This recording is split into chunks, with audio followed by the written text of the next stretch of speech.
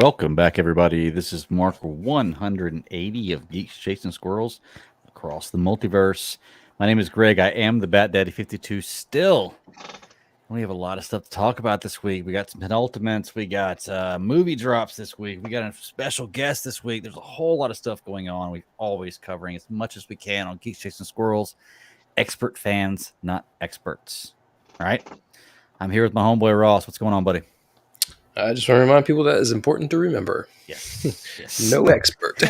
We don't break news, we react to it. So even then, barely react as it is. Barely react as yes, exactly. But what's going on? Doing all right, man. It's been a week. It's been pretty good. I can't complain about this one. So warmer weather's coming back around. I just want the pollen to leave and the humidity to stay away as long as possible. I like both those ideas, but we live in North Carolina, so you know that is not going to happen, good sir. Very true. Yes, not going to happen. So, well, dude, we got a lot to talk about this week, man. We have this was a Titans penultimate this week, correct? I believe so. I do think they were split up 6-6. It definitely felt like it. It was episode 11. I know 12's coming next. 12 sounds like a nice round season. This might be a series. Not might be. This is a series finale coming up. We got the Flash trailer to talk about that I know now you've seen, which is going to happen. Sweet Tooth Season 2. Sarah's going to join later. Guardians of the Galaxy episode number 3. I guess volume 3 because they go by volumes, right? They do. Star Wars Visions. And we have a special guest this week to talk about his comic Avalon. I'm going to go ahead and walk him in here so he's not in the background the whole time. Mr. Brandon Starocci, how are you doing, buddy? Good. How are you today? Doing fantastic, man. It's awesome to have you on here. You were here to talk about your comic Avalon. You sent us the issues going on. I'm going to introduce you like I do everybody else with just your name, your comic, and then I'm going to hand the mic to you. I'm going to start putting the artwork up and tell us about what your comic is here. All right. So I am Brandon Starocci. I am the creator and writer of Avalon, and Avalon is a brand new post-apocalyptic comic book. We kind of go by the slogan that it has something for everyone. It's this: you follow the Castle family through this nightmarish world on their journey to look for everlasting safety. And one of the big things that we bring with Avalon to kind of separate it from the rest of the genre is focusing on realism. And with that, to kind of break that down even further is, focusing on mental health, real life physical issues, and real life kind of dynamics between the characters and the world that they're living in. And we even go as far as trying to make the infection itself a real life kind of thing that could happen. Way back when me and Alan originally were figuring this all out, we were really looking up things that could possibly evolve and kind of turn into something and kind of make this kind of come to life and all that stuff. And we looked up symptoms to certain things and kind of made it feel real and kind of do as much as we could in a fictional world and make it feel as real as possible. Okay. So I've read issues 1 through 2. You sent me 1 to 3 today. I haven't got a chance to go over that one yet, and I'll probably put that one up if I can, just kind of scroll through her, but I do want a chance to read it. So this is, I don't want to say a zombie story because can I say that? Yeah, no, the reason we kind of move with the zombie kind of thing, we're like, okay, it's in the zombie genre is because there is zombies in it, but okay, it's really focused on the family and the breakdown and all that stuff and kind of like the breakdown of like humanity and all that stuff too as time goes on, and kind of going over the struggles that we all had to deal with a couple of years ago and all that stuff as well, but on a higher level with with this infection and these people going nuts and attacking each other and all that stuff. Okay. Because it seems like it's kind of like an apocalyptic type story where humanity is on the brink of the end right here. So that is a big thing going on right now. What is it about this story? Because I've read through the first 2, and it's kind of setting up this universe that's going to separate. Like I know you said it focuses on family and these main characters as opposed to zombies. Sure. Yeah, and that's the thing. And again, it could still sound like something where, okay, we've heard this before, we've seen this before, and sure, on face value you can kind of say that all you want, but when you dig down into it, one thing that, like I said, we focus on is the realism, and with that as well as it's the world. We don't follow a hero's journey. We're not following an individual character that you see right here. We're following. It's basically going to be 2 main characters. For right now, it's going to be the Castle family, which we all met in issue 1, and the world itself is going to be a main character. The world is basically Okay. going to be dictating what happens to these characters that you meet and you see, and as they develop and all that stuff too. We kind of while we're in the writer's room, we kind of go in there with the understanding of bad decisions, you get bad consequences that come with it. Every day, if you or I or any of us here makes a bad decision, we pay the consequences for it. Right. Kind of a stupid example that kind of goes out there. An extreme example is like, drunk driving, for instance. You drive drunk, you get into an accident, you have very bad consequence with that. Stuff like that is going to be implemented in this world. Like I said, like the world is dictating what's happening, not so much what the plot armor or anything like that. They just kind of go with the flow with what the world's given them, and that's the mentality that we bring into the writing room. Okay, Ross, you got any questions? But I want to start by talking about your Kickstarter. I saw that you had was there one for each volume that you had out? Yeah. So you mean like a catch-up tier? Yeah. I saw. I got on briefly to check it out to see. I guess was there a 1 through 5, and then there was one for each, 1 through 3. I think that you had separate. No, so the 1 through 3 we don't have on there. The only reason we don't do a physical issue catch-up bundle is because we just recently sold out of the issue 1's copies, which is kind of like a bittersweet thing. It's Right. cool and nice. It's a nice problem to have, to kind of sell out of our issue 1, and then it sucks because I can't give those out right now because we're out and we gotta order some, and if they come in time before the Kickstarter ends, then we're gonna put it on there, obviously. But until then, this is what we got. But we do have physical copies of issue 2, 3, 4, and 5 variants that you can get. That is a very limited kind of deal as well, because there's very limited copies of the issues 2 and 3 variant covers. These variant covers that we make and we're going to continue to make we're going to order them, and as soon as they're done, they're done. It's kind of one of those deals. So there's a select few left. We threw them on the Kickstarter for anybody who would be interested in them, and that is a cool way for anybody to get physical copies of 2 through 5. Can I say that not having enough of the first issues because you sold, I guess, too many is a good problem to have? So I guess whatever you would sell here would be the second edition, right? Sure. Yeah, exactly. So there you go. So now you got first edition and second edition. So the ones that were bought before are even more valuable based on this. That's a pretty cool problem to have, I think. Yeah. It really is too. And the good thing is too, because I'm relatively new to this whole game too, and I ordered a lot. I can't remember the exact amount, but I ordered probably more than I should, because when I found out that when people are ordering, they're ordering them in small kind of batches and all that stuff, I was like, okay, I didn't know I wasn't supposed to order that much, so I ordered a lot. But again, like we got rid of all those as well, which is, like you said, a good problem to have. It's a nice thing to do, and like you said, now you're going to get those second editions, and it just makes those first ones more valuable, like you said. It does. That's pretty awesome. I love that. For me, whenever I'm buying single issues, it's first editions are always what I'm looking for. It's not a matter of that I want to sell these one day and have the value for that. It's just knowing that. Having that first edition. Like I was there first to get this. I love that. So Greg likes feeling special. I do. It's in my mind, but as long as it's in my mind, it works, right? I'm the same way about a lot of things like that. Yeah. So where I was going to lead off with that was to, what are your short and long-term plans of keeping this going? Do you have, normally this is a Greg's question, but I was thinking about it because the way that I saw your Kickstarter set up.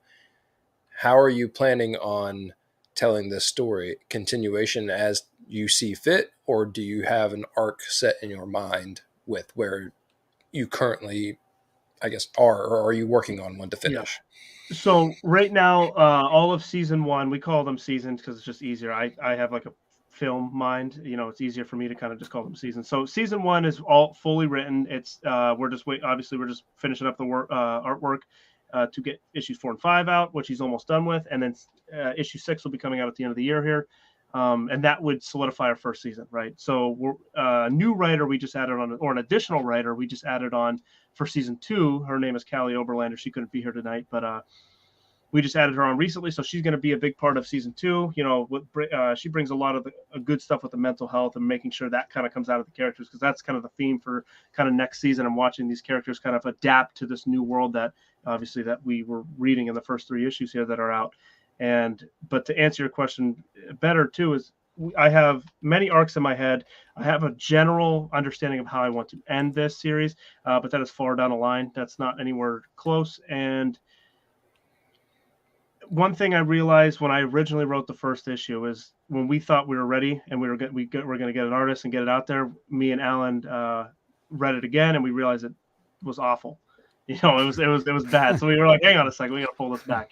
So we pulled it back, and then that first original script that we had, we ended up stretching it out to the 3 issues that you guys can read now. The physical issues. So all that you saw in these 3 issues that are out there was so condensed into 1 issue, which was horrible. It's horrible. No time to breathe. Nothing. It was just psychotic. But good thing we did it. So with that, learning that and going through that, that thing in the past, it allows me to understand that we could stretch things out and make things, hold the tension well. Make sure that these moments are hitting and people are kind of feeling those moments as well, and we can have a lot of issues ahead of us with that, in mind. Definitely, pace is the trick. I mean, it's a hard one to nail down, but good thing that you got it early on. Yeah. I like the idea of people keeping a good thing going. We've talked to many artists that have, I guess, they have a good pickup and put down point for a comic that they want to make. And that's always a good thing, but it's always fun watching artists get in that passionate mode where they get like, we're developing it. We know where we want it to go. We're on a aimless journey, but we do know where the target is. So I really appreciate when people start talking about that. Now, I want to talk about the mental health angle, and it was very apparent in the very first episode, or you refer to it as a show. In the very first volume, it just worked out in a way that you could tell very easily what the problem was. Yeah. And even though you didn't know what the problem was, you knew that the problem was there, I guess is a better way of saying it. Yeah. And so I definitely appreciate the angle at which that's getting written in, because not a lot of people think about that when you're writing a, end of world style book. What is going to go through your head? Mm-hmm. Right. And I'm a huge fan of the zombie genre. I'm a huge fan of like the post-apocalyptic kind of world. And obviously that's where this stems from. But with that being said as well, is a lot of it is just, okay, they want to show the world. They want to show a specific character. They want to show what their obstacles are and all that stuff too. But the way our approach to this whole thing is these are normal people like anybody, and they're getting thrown into a nasty situation and they have normal problems. They have normal mental health issues. They have, or they take medications, they take, stuff like that. That's what we're really going to shine light on, those kind of things, with how there's people that take daily medications that at one point or another, they're not going to be able to have it at some point. So what's going to happen to that person? And stuff like that is one thing that we want to shine the light on, because being a fan of the genre, that stuff has been implemented before, but I've always noticed that they show it, and then they kind of scoot this character on the back, and it's like, okay, so let's not talk about him anymore because we don't know what to do with him because he takes medication. Let's ignore it, So it's one of those things that kind of really shine the light on it and put that kind of pressure of that time frame that you're never going to get that medication again is coming. That's coming to at some point or another. Okay. Yeah, that's got to be tough to put in a book too, because with shows and movies, you get to see a side of it to where, either people go like John Berthal rage out, and like they're just so angry, like they become the alpha in that world all of a sudden, because they let rage and everything else lead them and steer them. And so, it's the other people that you don't think about. And they always say, these are the people that die first. And like, but what makes that possible? And how could all of that, like, not fall in that trope? What kind of story could you tell that doesn't fall in that trope? Right. And that's just it. And it's just, again, to bring it back to the realism thing, the biggest question that I had for myself, writing this thing is how would I survive in any kind of world that I've watched in the past? And that was kind of where this stemmed from. And I have 2 brothers, hence why there's, 3 brothers in this series and all that stuff. So just kind of a correlation to, that, there's implements there's things I add into this, on a more dramatic scale, obviously, that, my family and other people I've known, it affected and all that stuff too. But really putting that stuff in the story here actually makes it more real. I hope it makes it more real for the reader, because it is real. Obviously it's a little more heightened to fit the story and all that stuff, but it is real. These are things that people deal with and all that stuff, and really shining the light on normal people rather than, like you said, alphas, and letting people let rage and kind of taking control, and then they're just the badass or whatever. It's not always that's not always the story there. And that's another reason why we decided to follow the whole family rather than one individual and their whole journey going forward and all that. Definitely. Okay, so take a shift to the artwork here. You're the writer of this, and I always ask if there's a writer on here or if there's an artist on here. It's always from two different points of view. It's one, how are you reading and being told what to put on paper? And two, I guess for you in your situation, what in your mind are you seeing put on paper? Like you had this noir style art with the black and the grayscale. I love the artwork, but when you are creating this story, how much is mind to paper? Like, what is the percentage of how accurate that is for you, like from the first vision in your mind to what you see on paper now? So the funny thing is, and I've said this in the past, and Dimitris Nastos is the artist of Avalon, and everything you see visually is him. Okay. And the cool thing that's happened over time, from issue 1 when we first met, and we were, he's from Greece, so we have a lot of our communications through Instagram or like Discord. So which is crazy to see, like the relationship we've built over a couple of years over literally like a messenger thing, but a lot of it, that strictness, I used to have like a strictness with it, the panel layouts and all that stuff. I had this vision in my head. I wanted to get it on paper and all that stuff too. And as our relationship built over time, he knew what I wanted before I even kind of realized what I knew what I wanted and all that stuff too. This style that you see in issue 2 is obviously different from issue 1. He developed as an artist, and he took a lot of things and he's like, I see what you're saying on page. And then he would tell me, I think, we should add this and this. And then I tell him, let's shoot for it. Let me see if it's good. And then it ends up being great. And then we roll with it, and that's developed over the time since we're working on issues 4 and 5 right now, that obviously issues 1 through 6 were written, and all that stuff. So it was already written. So the scripting part has not really changed yet. We're laying out season 2 here. And with the new style that he's kind of developed with the panel layouts and the artwork and all that stuff too, and how you could tell with, this issue here that you're showing in issue 3, there's a lot of panel things that he does where he's using blood as the panel layouts and all that stuff. And I didn't know, was in my brain, I can't like think that and like write that down. Like that's all him. That's all in his artistic kind of brain, putting that on paper, and knowing that going into season 2, it's going to be interesting for the writing process and kind of seeing all the stuff he can do and he has on paper, and what I can think and Callie can think, and putting it down on the script and seeing what we can kind of manipulate while we're writing it. Right. So does he have things then, I guess you'll send him an idea, he'll draw it, you'll look at it and either agree with what he's got or say, hey, I think you should try this, and he gives you kind of variations of that type deal where you guys reach a happy medium? Because I got to imagine that in the beginning, it's kind of tough because you're getting the basis of these characters, but as it progresses, it probably gets much easier because you know what this character's attitude is, what they look like, the general idea of the comic type deal. Yeah, it's less communication. Exactly, and that's the good thing with it too, and it's the comfortability that we both have with each other and the comic as well, and him with the characters and knowing himself and what kind of level that he can grow to and all that and what he's able to do.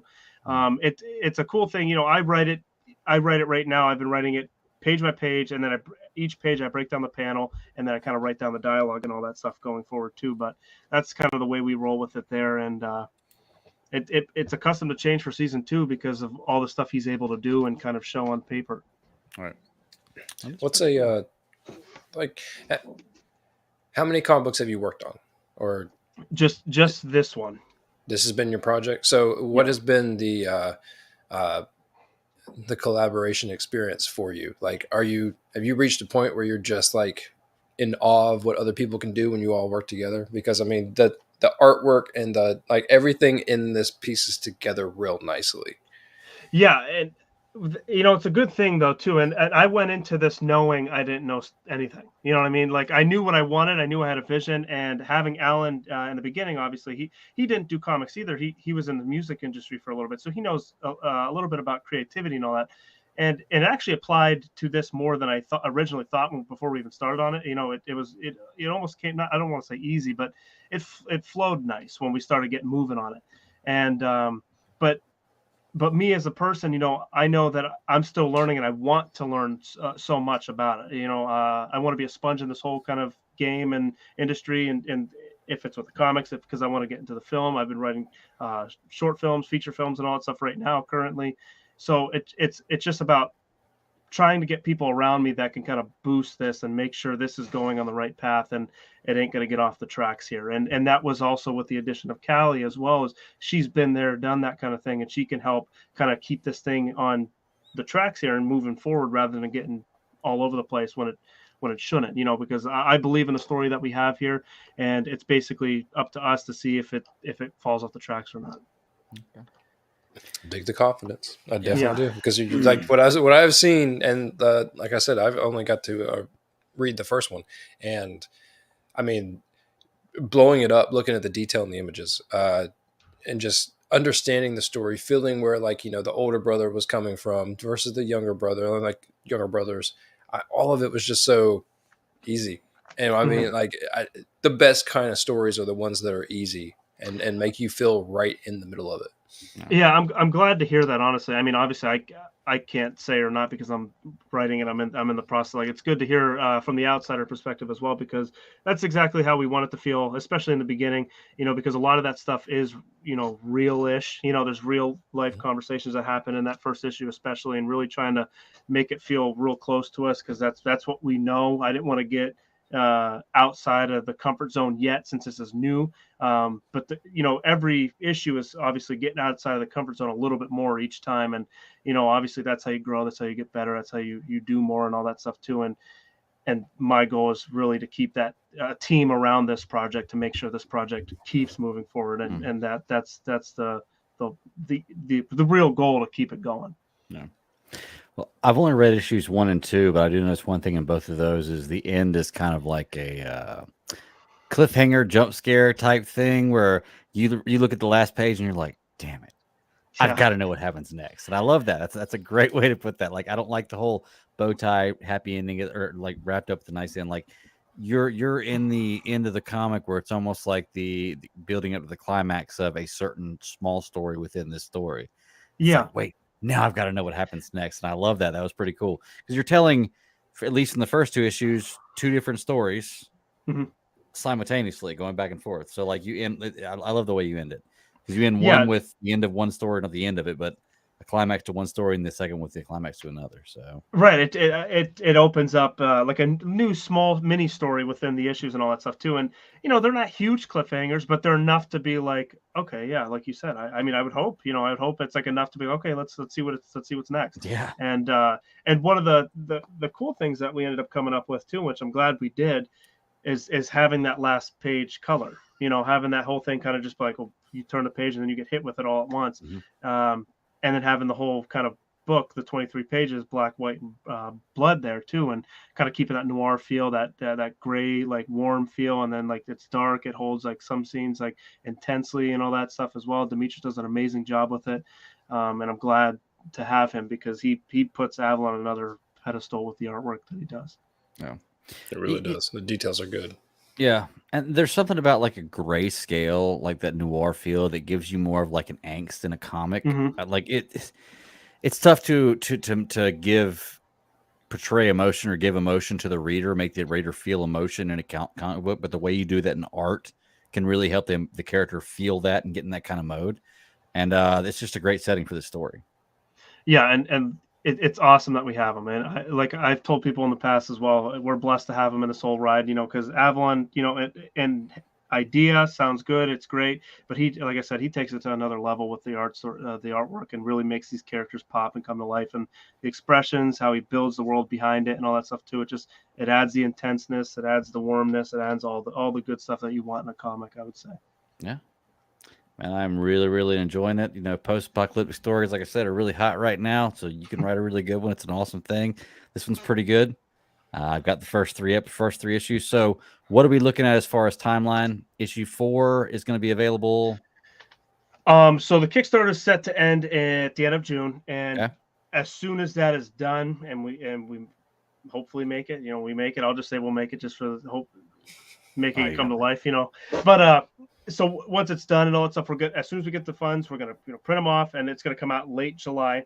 Is when we're gonna have them. Hopefully, other than the stupid shipping stuff and all. Usually, every time I've ordered the last 3 issues, it's been pretty good. So late July is what we're looking at, and then at the end of October is what we're looking at for issue 5. That'll I put on there as well that you'll get it by then, and he's almost done with both of them, so he'll be done before. Honestly, probably before he'll be done with 4 for sure by the end of Kickstarter, but he'll be done with issue 5 relatively close after that, and those are going to be like done and ready to go. And then issue 6 will come out at the end of the year. You are pumping these out really quick. Like we have a lot of creators come on here, and it's and don't get me wrong, everybody has their own pace of things they can do and everything, but you're talking about 3 more issues coming out. You're talking about physical copies and digital copies. Yeah, by the end of the year. Yeah, that's crazy. That was one of our goals, when we all kind of were sitting around talking to see, what was our goal for next year? Because last year is when we were public, with Avalon and all that good stuff. And one of our big goals was to have 4 come out this year. Issue 3 came out early. I don't remember January. January. And then, having these next 2 come out and then having that 6 come out at the end of the year, that would complete our season. And our big goal for next year is to make a trade paperback, make a bunch of those, have a big kind of like exclusive thing. We're going to kind of not redo, but this will be the first time I'm saying it public. I'll say it for you guys. But Demetrius is going to do like a remake of issue 1. You saw how the art style was a little bit different from 2 and so on. But he's going to basically use the style that he's using now and redo issue 1. And it's going to be an exclusive kind of thing that we do with the Kickstarter at the beginning of next year with the trade paperback. So that's going to be our kind of an exclusive kind of deal with it. We'll make a bunch of them, and I'll print a bunch of them. We'll make a bunch of them for the Kickstarter, but as soon as they're sold out, if they sell out during the Kickstarter, they sell out. But if they sell out afterwards, whatever. But as soon as those are done, those are going to be done. But it's going to be a unique cover that he kind of does his thing with, and yeah. That's awesome, man. Really cool to have a plan. And honestly, like I said, if you're already selling out of your first issue, it sounds like you got a pretty good, bright future moving forward with this comic. I hope so. Yeah, I hope so. Yeah. I would recommend anybody check this out. Really good stuff. You like these kind of stories, man. Zombies are always fun, and they do a good job with this with great artwork and good storytelling. Ross, you got anything else you want to add to this, or any other questions you want to ask?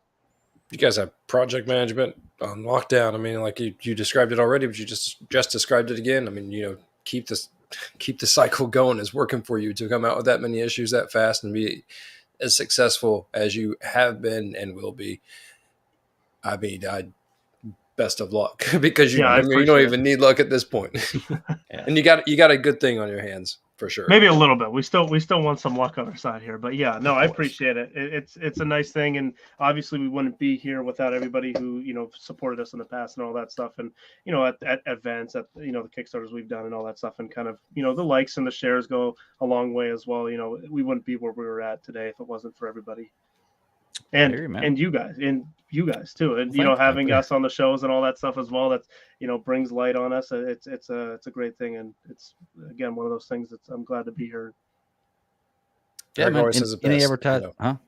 No, I was gonna say you always say it best. You're gonna bring on people who are doing things that we all find enjoyable because everybody deserves a good chance to be seen with the fun projects that we have seen. I mean, there's nothing better than seeing people in their moment with their project. Yeah. So fun.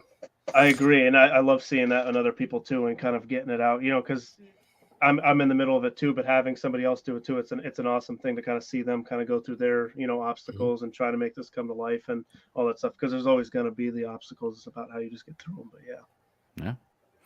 Well, Brandon, I love your project. We would love to have you back on whenever you're ready for your next Kickstarter. So let us know. We'll get you back on. We'll talk about that one right there. If there's anything else you want to add, let me know. But if not, I'll just go ahead and give you a good segue here to plug your where they can find you at, where they can find the Kickstarter, and if they want to look into this comic, what they can do. Yeah, you can find us on any kind of social media platform, on Instagram, Facebook, Twitter, Redbubble, Patreon, all the good stuff. And every one of those social media channels or users that you find, you can find a link tree that we have connected to it as well. And our Kickstarter's right on top. We have the Kickstarter. We're doing it for 52 days so we can kind of get that extra time to finish those pages because we're doing the 2 issues here. But check us out. If you're not sure, we have a nice bundle there for everybody, $20 bundle for 5 issues. Give us a try and all that stuff going forward. Oh. Man, that's really awesome. I will include all that stuff in the show notes for the trailer, like we're that famous for the show right here, or at least in the audio version if I can get the audio version to actually work. But if not, you can find it here on YouTube. Brandon, we're gonna move on then. Like awesome episode, love the issue, and I can't wait to see it moving forward. Do you want to hang out with us for a little while and talk about some other stuff, or do you need to roll out of here? Yeah, I'll hang out for a little bit because I am curious to hear about the sweet tooth thing because I was looking it up and I saw things about it, but I didn't know how it was. So I could hang out. I want to hang out for the sweet tooth part at least. Well, we're gonna totally spoil it. We will absolutely do that. Okay, So okay. Completely spoil it. I don't know what. Here's what I'll do. I'll give you a go. non-spoiler first. There you go. Let's do non-spoiler first. Give some non-spoiler stuff. And then I'll just jump out of here before you guys do. And then I do. Have you watched any Sweet Tooth at all? No, I've seen like a trailer when it first came out. I was like, okay, I didn't think much of it, and then I've heard good things about it, and then just never gave it a chance. Not that I didn't want to give it a chance, just because of work and all that stuff. But I do want to watch it, and now that you guys are talking about it, it kind of rung the bell in my head. And I looked it up again. I was like, oh, it's that. But spoiler free. I just want to know if it's good and all the good stuff and all that stuff, but without spoiling. Okay, I'm going to get spoiler to free real quick. Yeah, but I have a segue first because there has been plenty of like new stuff floating around. But since you are here, I would love a take on specifically someone who does writing with the Writers Guild strike. Now, even though you may be separated from that, you may have thoughts on that because of a certain, I don't know, thing that we're all into when it comes to comic books, movies, TV shows. We love stuff that entertains us. Mm-hmm. So, Greg and I have talked about writer strikes before, like probably we definitely talked about the last one. I'm not sure if we talked about the really long one that happened years ago, but shows like this will suffer. Shows like Sweet Tooth and all of this are going to suffer from having this moment in time basically blocked out because they can't come to an agreement. Now, the writer's strike was basically centered around two main things, and it is the AI portion of it and the streaming portion of it. And no one's getting a fair shake anymore because things keep evolving. You just wrote a comic book, or in the process of writing a comic book. Yeah. That is, I don't want to say it's timeless, but it has definitely had its timely run still continuing on right now. What do you think?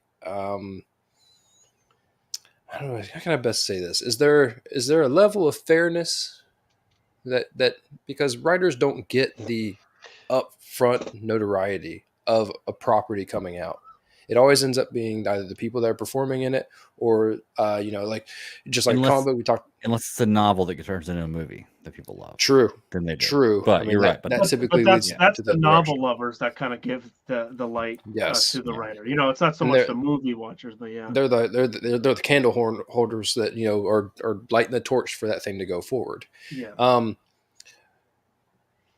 What would be, I guess, like, what's your overall take as a writer and thinking about a level of fairness of how all of this is transpiring? Because I'm pro union for them because it is an ever evolving landscape, and they definitely need to be up with it because I think that we live in the age of technology now and things move so fast that it is hard to stay current and you're easily screwed over because technology moves so fast.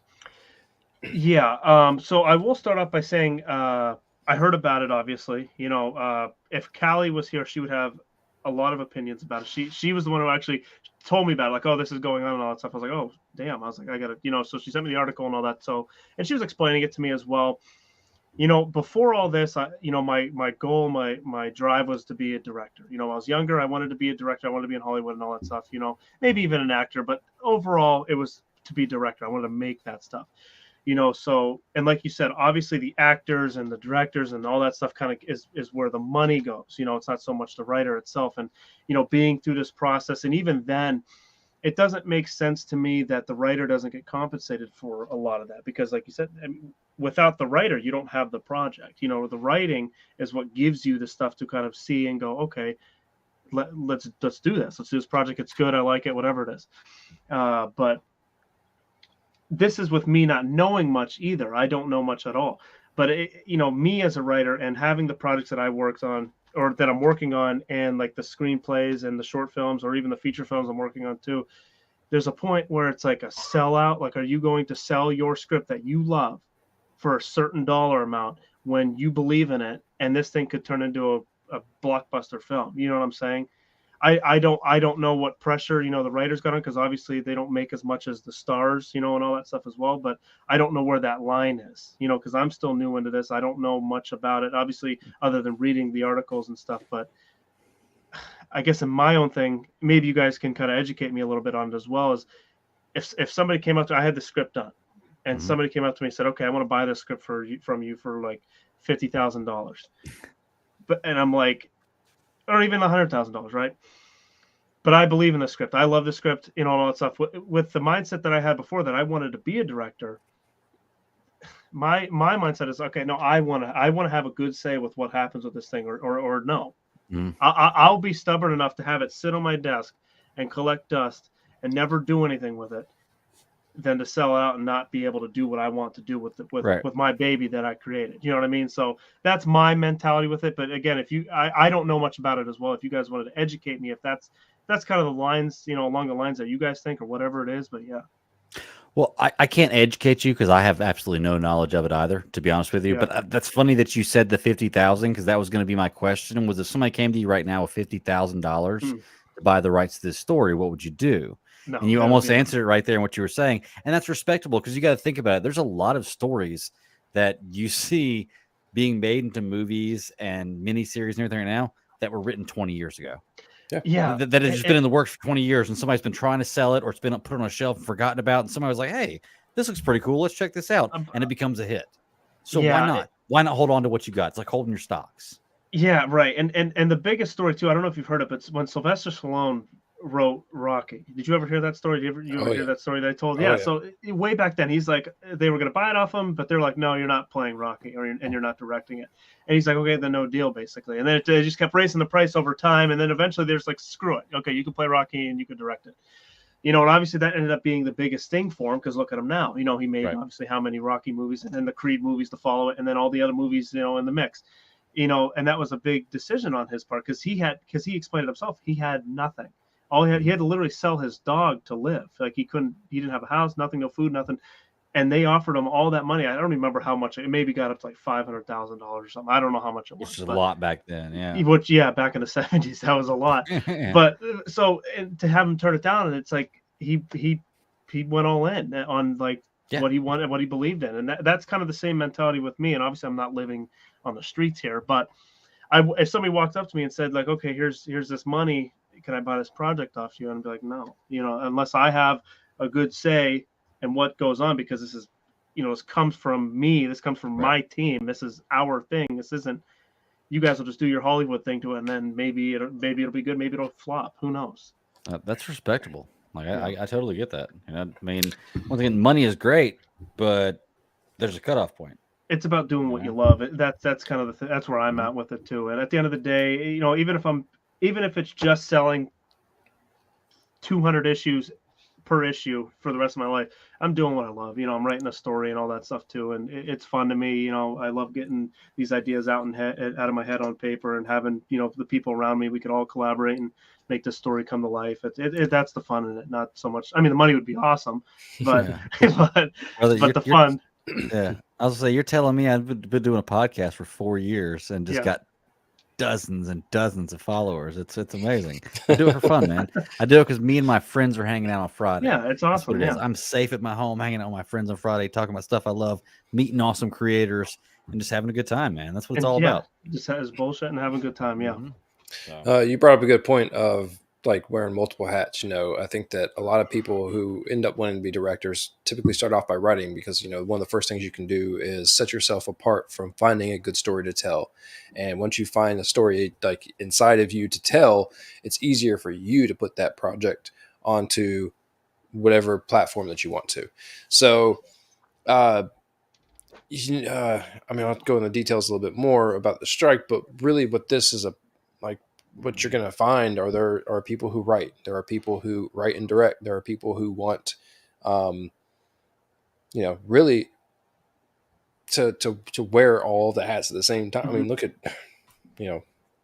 the likes of James Cameron, people who are just doing off the wall stuff, but making all the money. Yeah.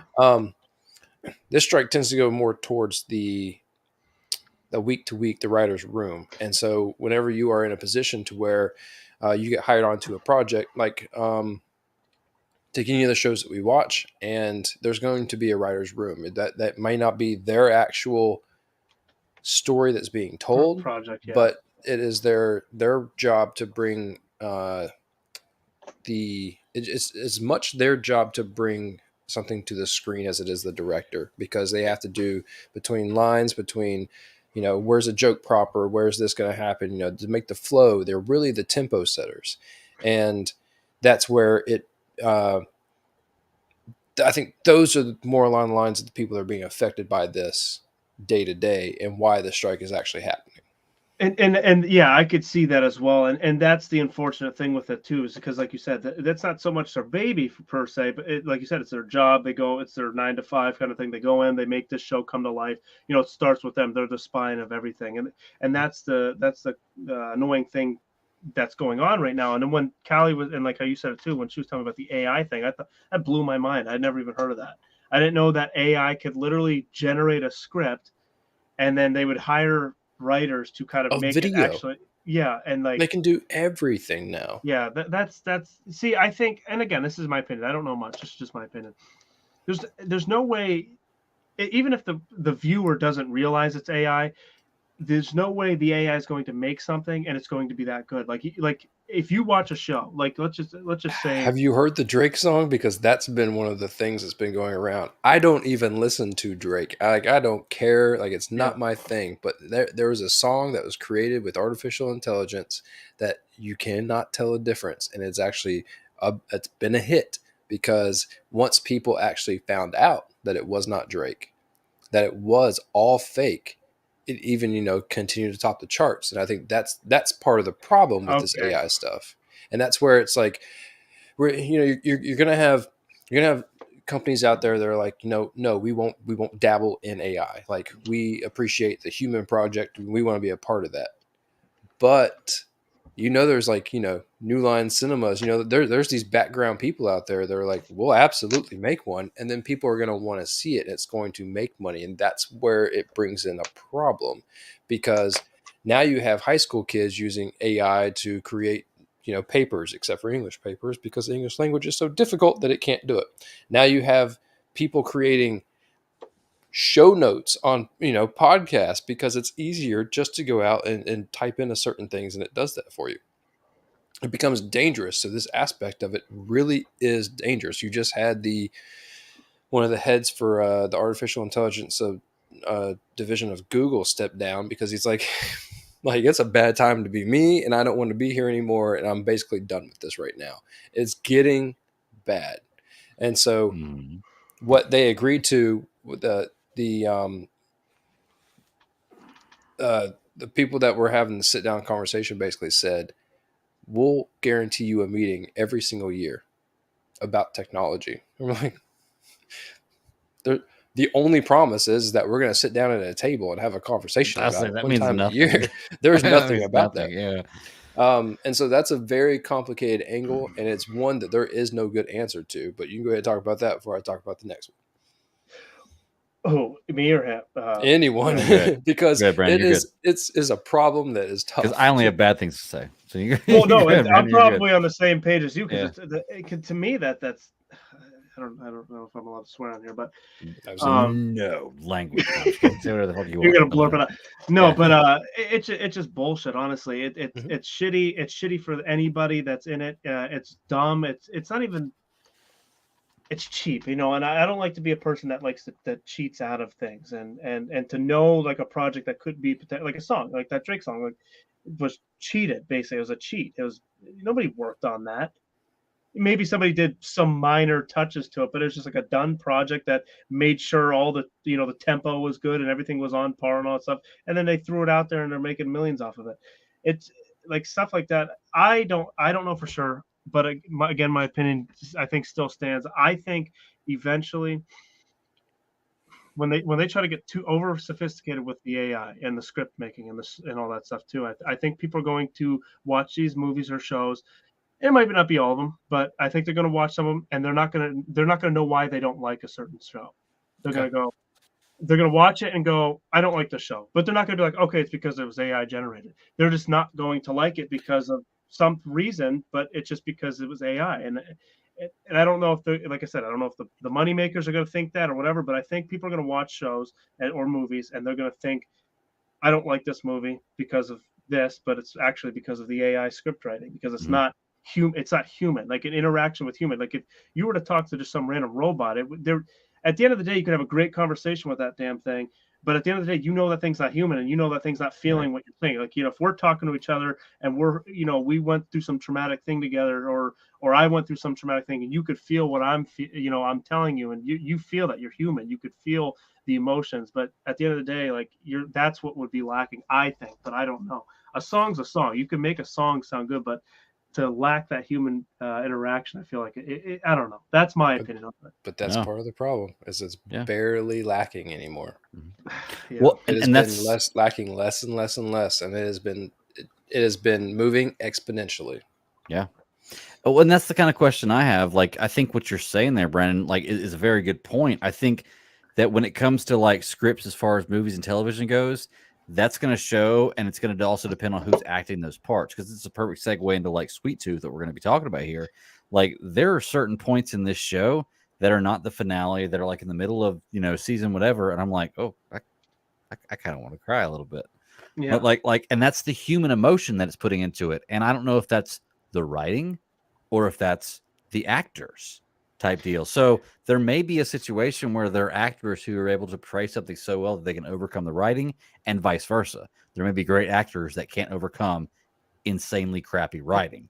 So that's a very good question. I don't know if whenever we get to a point where if we get to a point where we're going to have totally AI scripts, if we're going to be able to look at that and tell based on what the actual context is and who's portraying it. You know what I mean? Yeah, I guess you can look at it in many ways. You could look at it like if the writing community is like this, they're going through all this bullshit that they're going through, and then they're like, screw it, we're done with all this stuff. We're just gonna, again, it's hard, it's not easy, but sometimes this stuff you have to do.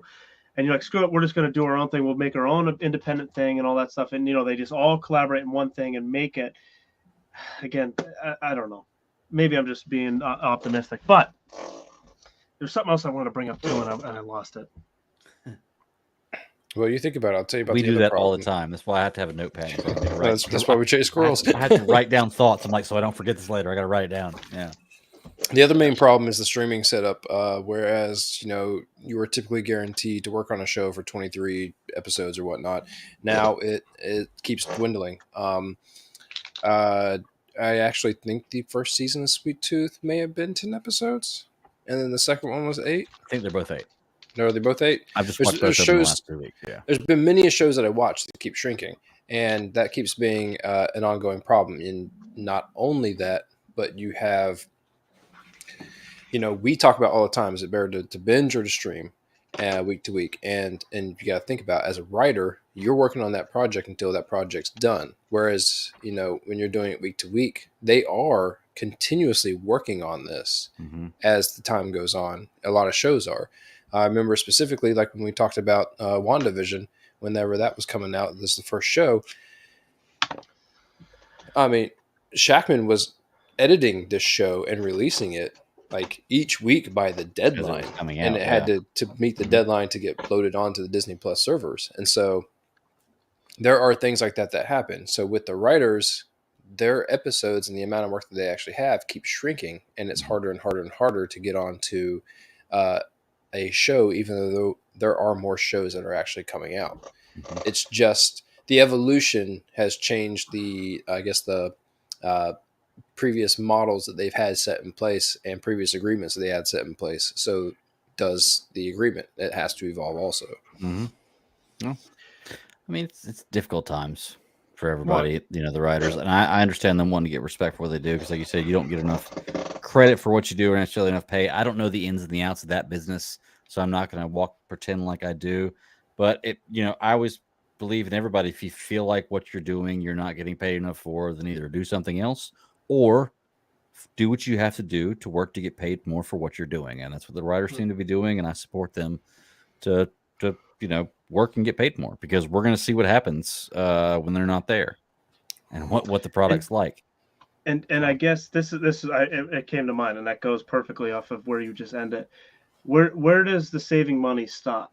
Right. Okay, so you want to save money. That's what I'm saying. You want to save money from the writers. Okay, good, great. Now I'm a big Walking Dead guy. Okay, AMC. I don't know if you guys watch it. I'm assuming. Okay, so obviously the budget, the budget would never went up when the show was going up, right? I think the highest budget that ever was done on an episode was $4.5 million. Now, when you compare that to The Last of Us, I think The Last of Us was like 10.8 or something like that million per episode. Right. Which is crazy. The Walking Dead was a juggernaut of a show. The Rings of Power show. Right. It's exactly. And the funny thing is, and that's why I bring up the thing is, like, where does the saving money stop? So now when you don't pay the writers this, you're using AIs to do this. Okay, cool. Now you're not paying enough for the budget to make cool scenes come to life. Now you're not paying enough for the actor. Now you're not paying enough for this because you want to try to find low. And that's what I'm saying. Like, it eventually gets to the point where it's like, where does it stop? And then that's what's going to screw the whole thing overall with Hollywood. And I think this is where it starts. These minds are working together, because I'm right there with you. Like, I am a big proponent to people to where it's like, you got to pay people for what they're worth. Yes, and exactly. What always happens, and it's always the greed runs the business, and greed. And look, to a certain level, there has to be decision making that is like, that's not going to make us money, but there also has to be, that's making us money. Those people get paid. Like, that's the thing that's happening right now. Right. These are our breadwinners, and so I think that has to be there, and that you see that fall off in every industry, not just writing, and I mean every industry. So it's a wax and wane of a movement. You got to be able to be smooth and flex with the times, but at the same time, you can't take bullshit.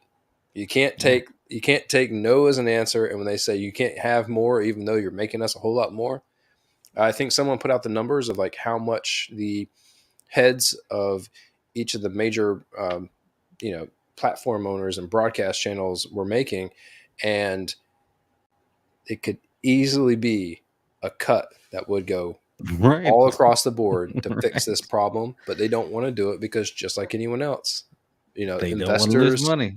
Want to be there to invest in a company that's making money, and they want their end of year bonuses.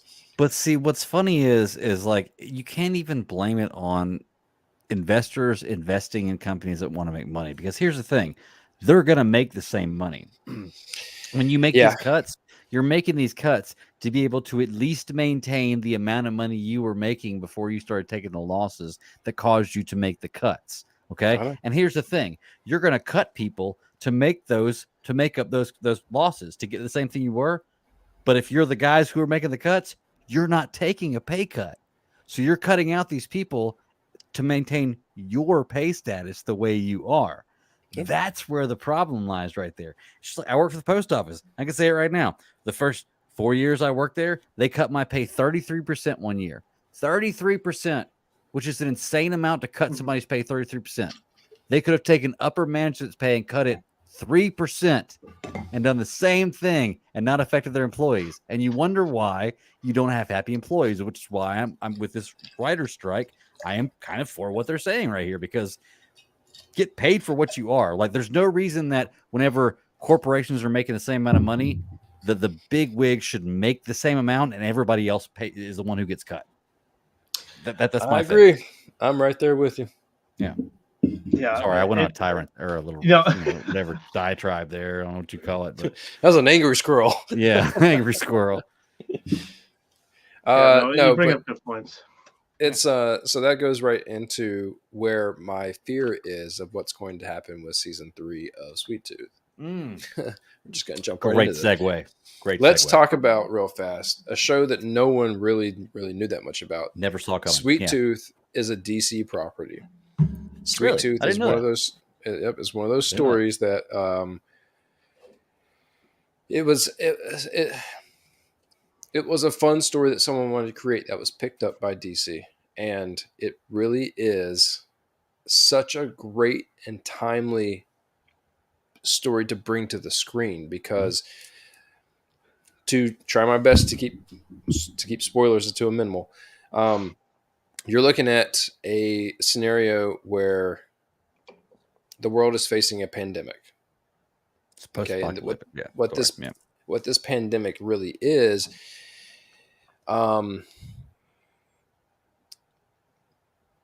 it basically starts in a lab where you have people that are trying to figure out, I guess, the next best thing.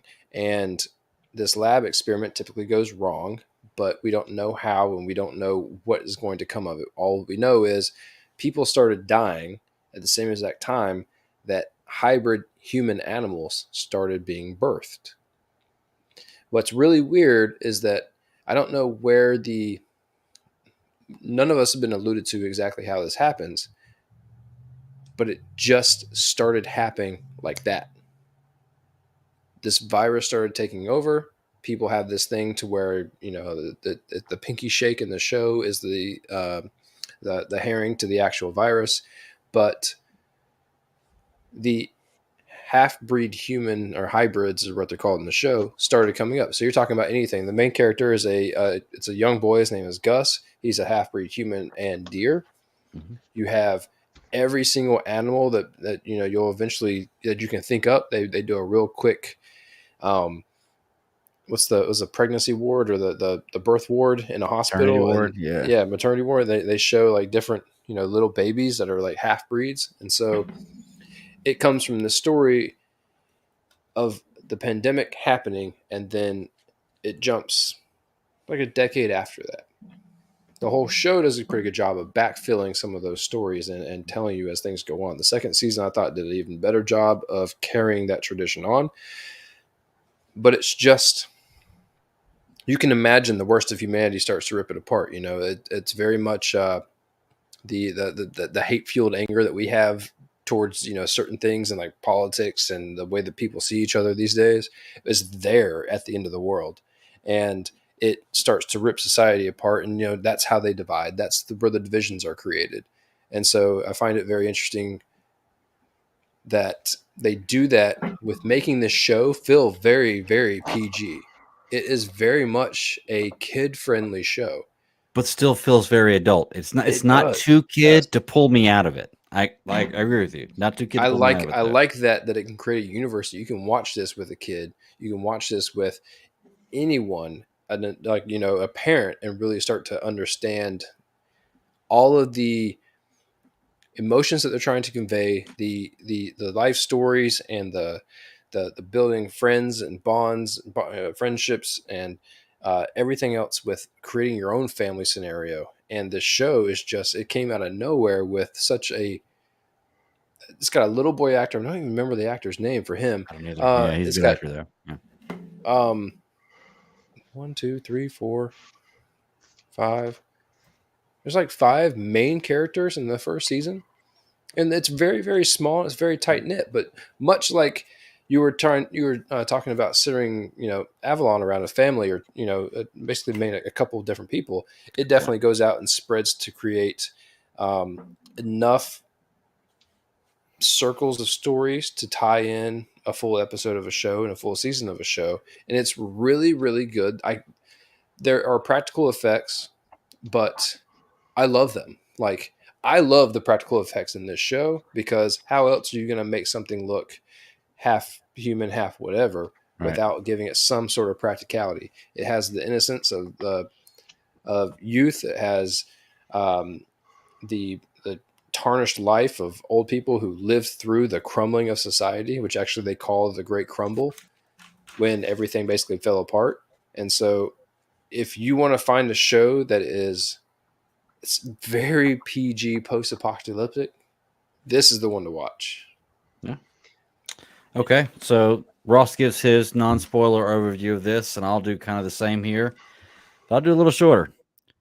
I'll just say it's simple for people who just want to read headlines.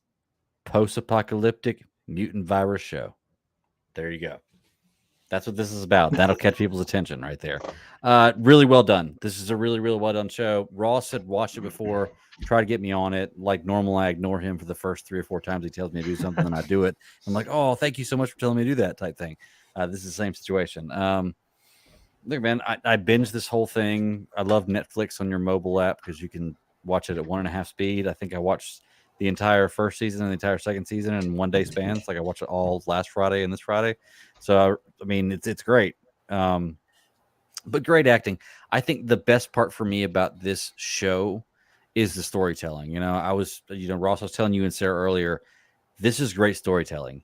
They are bringing things back around. Everything that they bring up in the show, while it seems small when they're bringing it up, has some kind of meaning and comes back around at some point in time.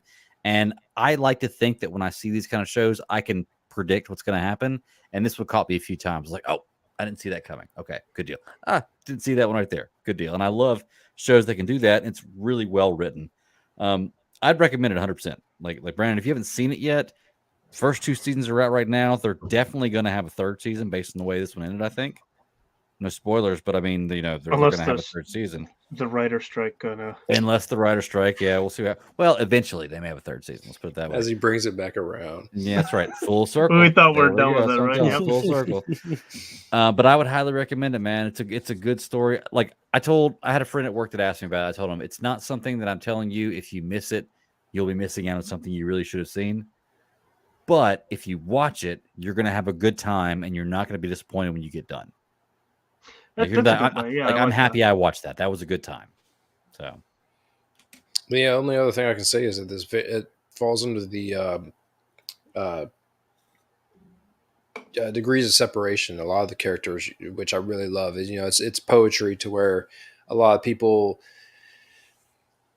have met before in passing and are truly affecting each other's lives. And I think that is a very good writing tool to have in your box. So yeah, I like that too. That was something, it's funny, I don't mean to bring up The Walking Dead in this whole thing, but it's what you just said that this show does is what kind of I wish that The Walking Dead did, whereas like they knew each other without knowing each other before the apocalypse, and then they're all like working with each other. And if that's what you mean with this show as well, like they knew each other, they saw each other, but they didn't know each other. But then they're like kind of like working together now because of what it is. But yeah, I like that. Yep, and there is nothing that hits you over the head.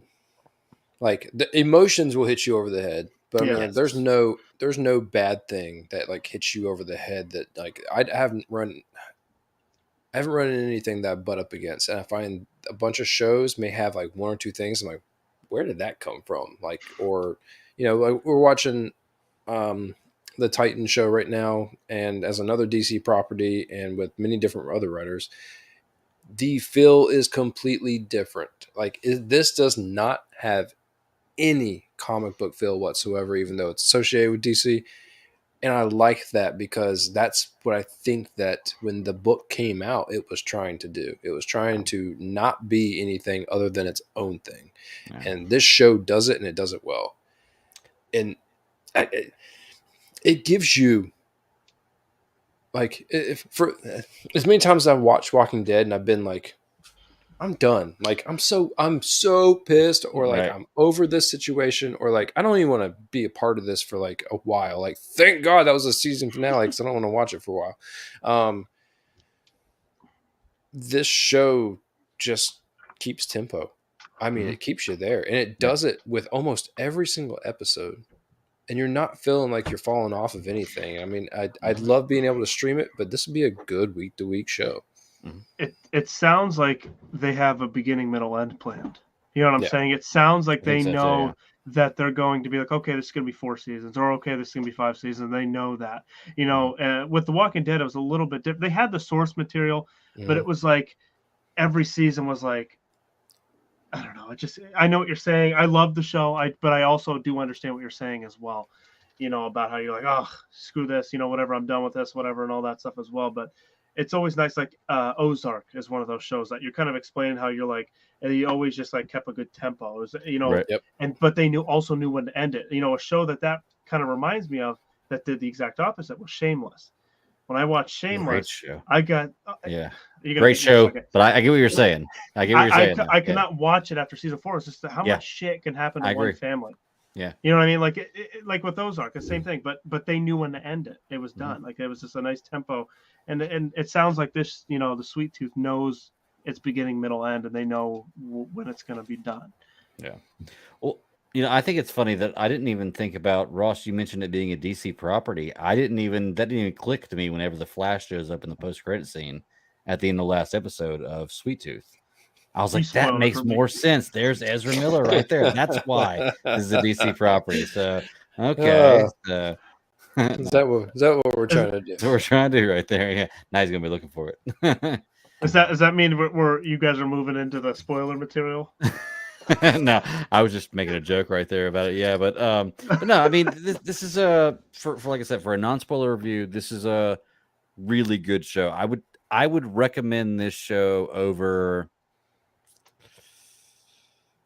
half the Marvel shows that came out during the pandemic.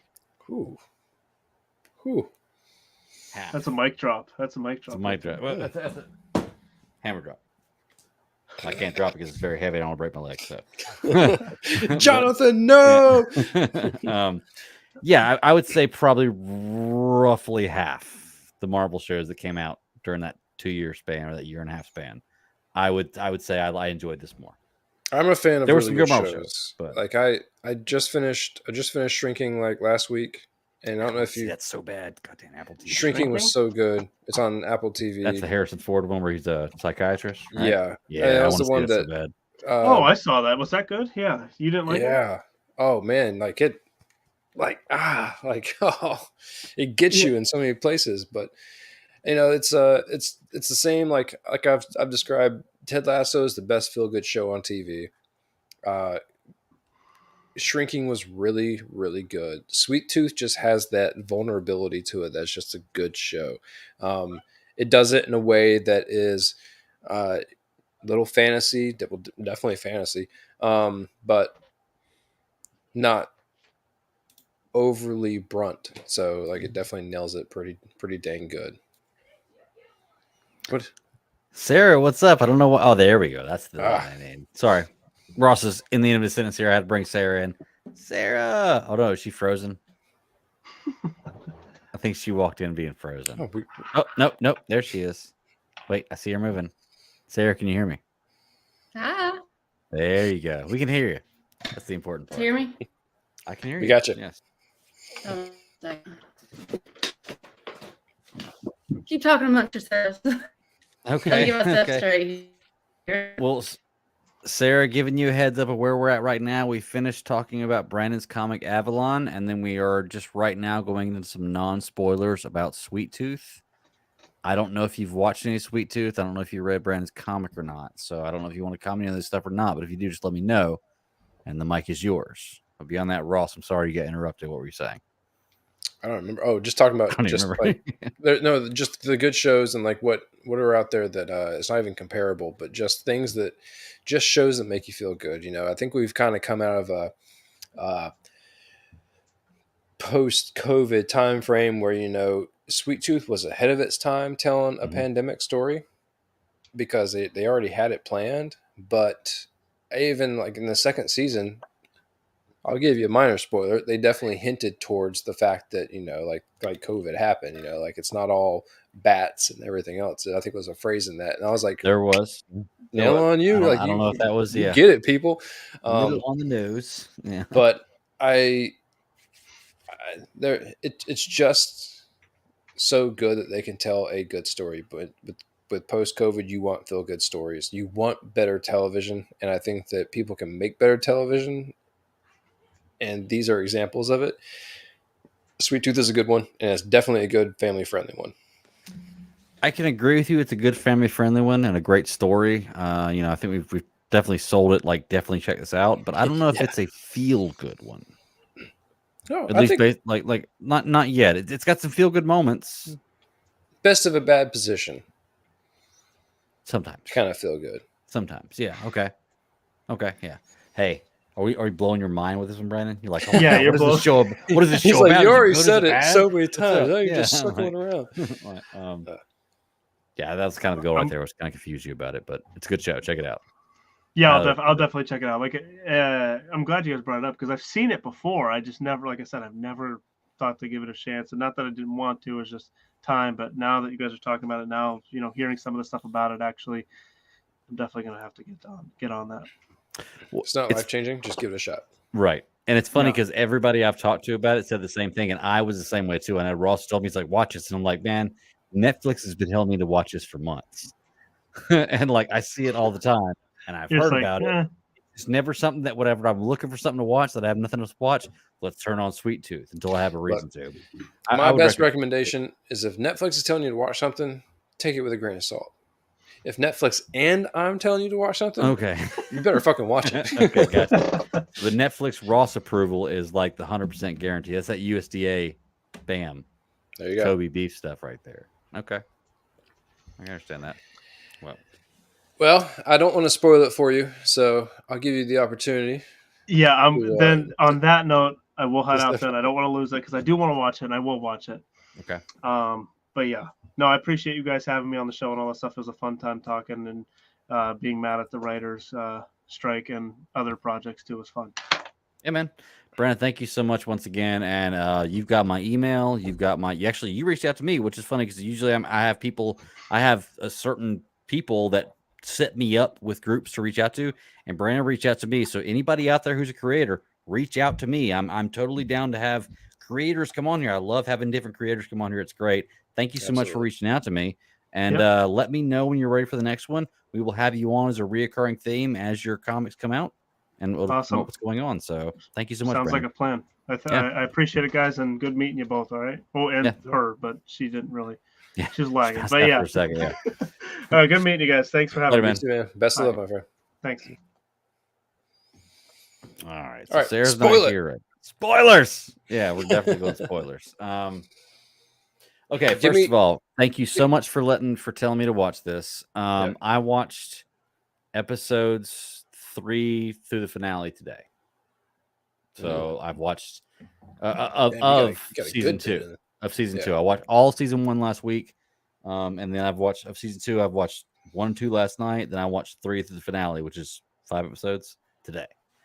All right. Well, let's do this and just we'll try to take 2 chunks, but I know we'll get squirrely out there.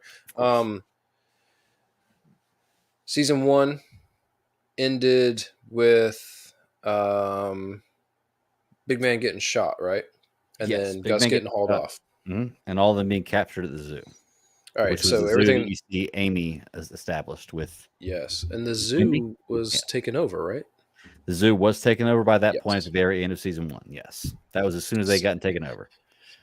So everything from that point back. Now, you start off, you don't know what's happening. Okay, first off, we got to talk about I can't say the elephant in the room with this show. You got to talk about the voice in the room with this show. And the voice in the room is James Brolin. And in that first season, I felt like that narration was just right here in his speaker, like in the back of my head. And as he was talking to me, and I'm just like, you watch certain shows and they just have narrators. And James Brolin just was that for that. And it was perfect for it, right? And so Mark Thompson, he's like that guy. There's perfect narrators sometimes, yeah. So you throw Let's try this again. Sarah, what's she's there. up? Yeah, I was listening to you guys for a little bit. So I was listening to Ross gush over Sweet Tooth. So I was like, I figured I'd let him go at it for a little bit. Telling you, Sarah, if you hadn't watched Sweet Tooth yet, it's a good one. It's a good family one. Y'all would enjoy it.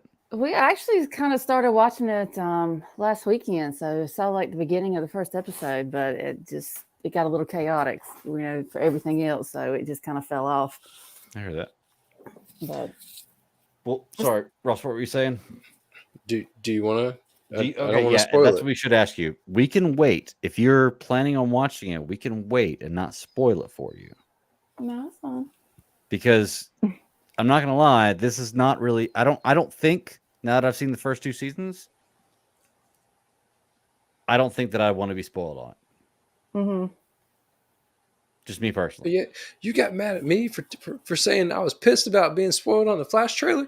But because you're not spoiled on a Flash trailer, we're gonna talk. Now- I about don't that in a want to minute. see That's it. I don't want to know no, anything no, about it. do not. Oh my gosh. The thing I was mad about with Wow. the Flash trailer is because it showed more of something that I wanted to wait to see.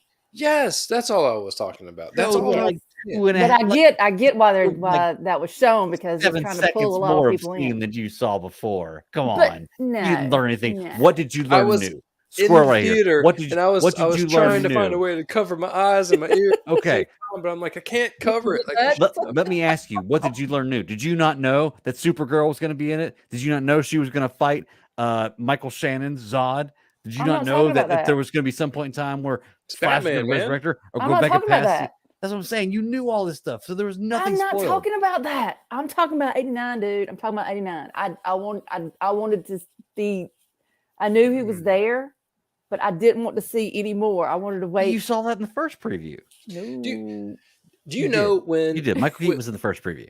when episode I know 7 he was, but it wasn't Force this Awakens much. came It out? wasn't as much. You're right. Yes. When you got that Han Solo phrase, it's all true. It's true, all of it. And you're like, that was an impactful moment. And like in the movie, it just kind of lost its luster a little bit. I didn't want anything from this movie, from Michael Keaton, to lose its luster.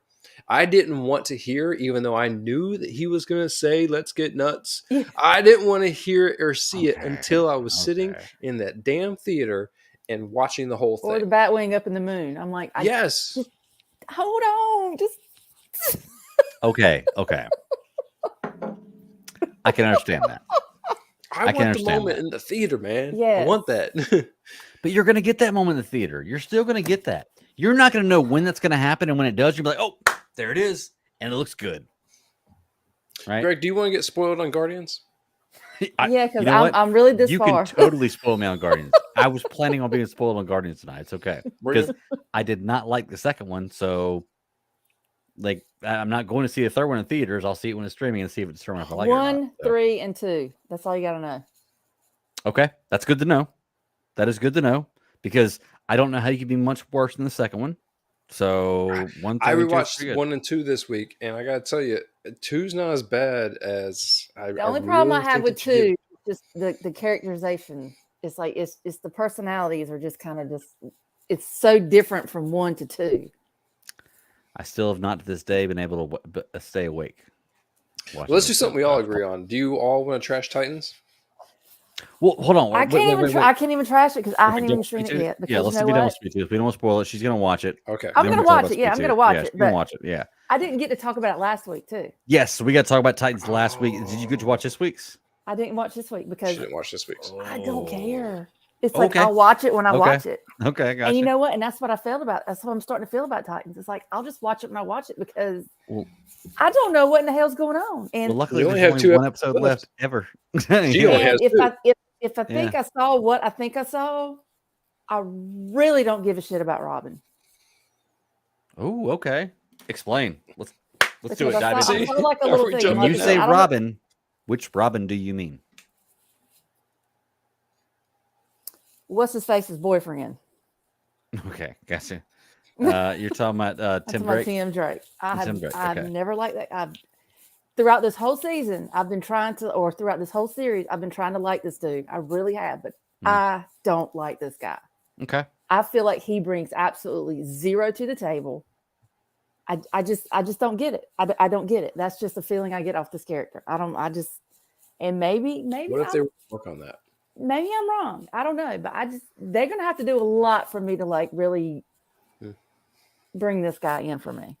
Because right now I just feel like he's like just along for the ride just because I'm a big Robin fan. Oh, so and I'm like, I just don't give it to him just because he's a big fanboy. That's the way I see him. Can I tell you, I agree with you where I'm not a huge Tim Drake fan in this sense. Not saying I don't like Tim Drake in the comics or as Robin. That's what I'm saying. I'm just taking it for this series unto itself. This series.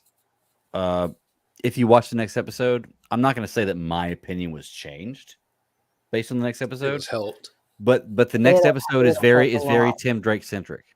It'll have to take a lot because It's not fantastic, and I still don't love the character. But I'm like, okay, I can see that. It fixed some of the flaws that I had with the character. It didn't fix all of them by any means, Yes, what it I agree. did was I agree. it made me not be like, oh, so like finally it's a little less whining and a little bit more punchy. Like, okay, like that's all I wanted. I need to know what you want to do with it and just Well, do it. he's a little more useful now instead He of just seems a like little this. more qualified to be in the position he's in now, based on what he's Okay, well, done, it's gonna have to take a lot and because that I'm may like, just be based on what they've done with the characters they brought in and everything they've done with him.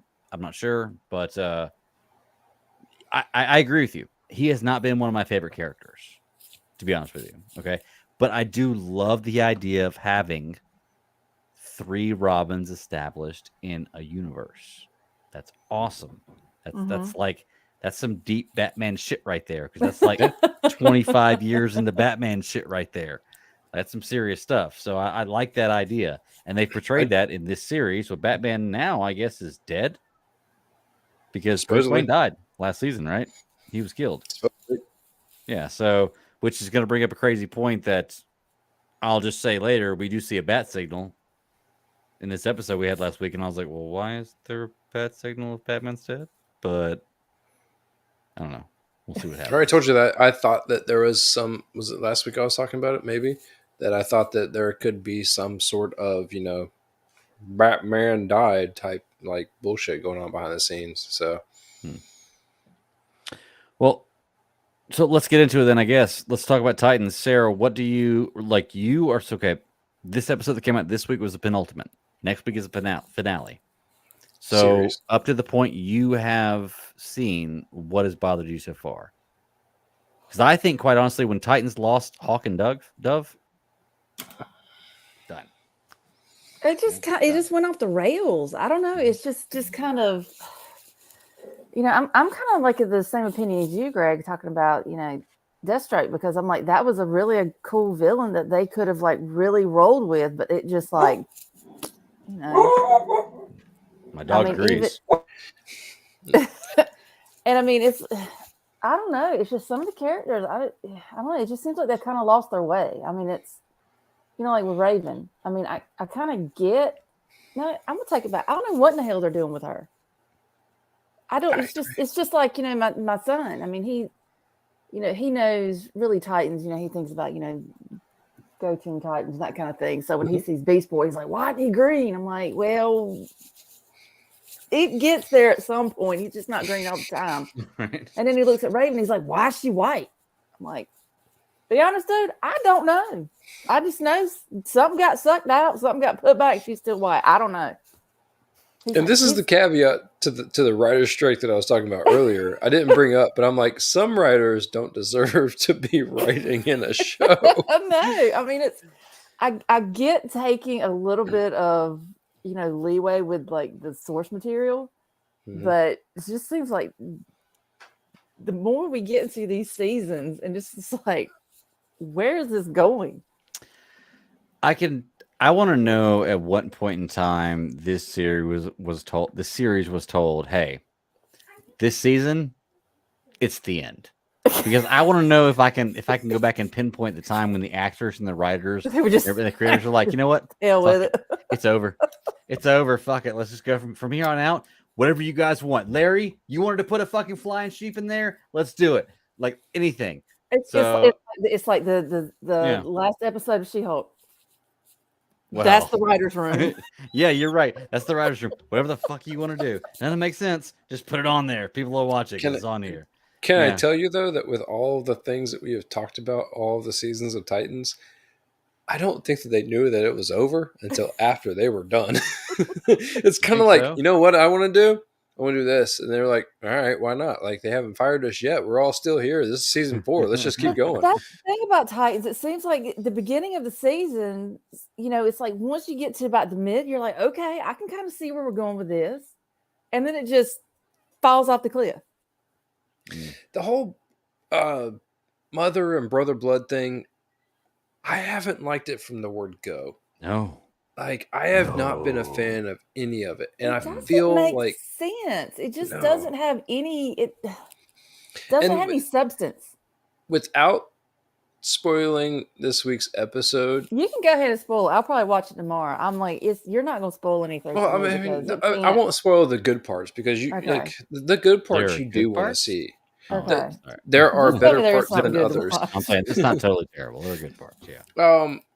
But this is the penultimate, and like we keep doing like it's almost soap opera-y. Like it's don't do it, but I'm gonna do it. Don't do it, and then next week, don't do it. I'm gonna do it. Don't do it. I'm gonna do it. Next week, don't do it. I'm gonna do it. I told you I was gonna do it the last 45 weeks. And like it just keeps going. And you're like, what the fuck? Why are we still doing this? And like, how in the hell is like One Life to Live still on TV? Like, they're still, what is happening right now?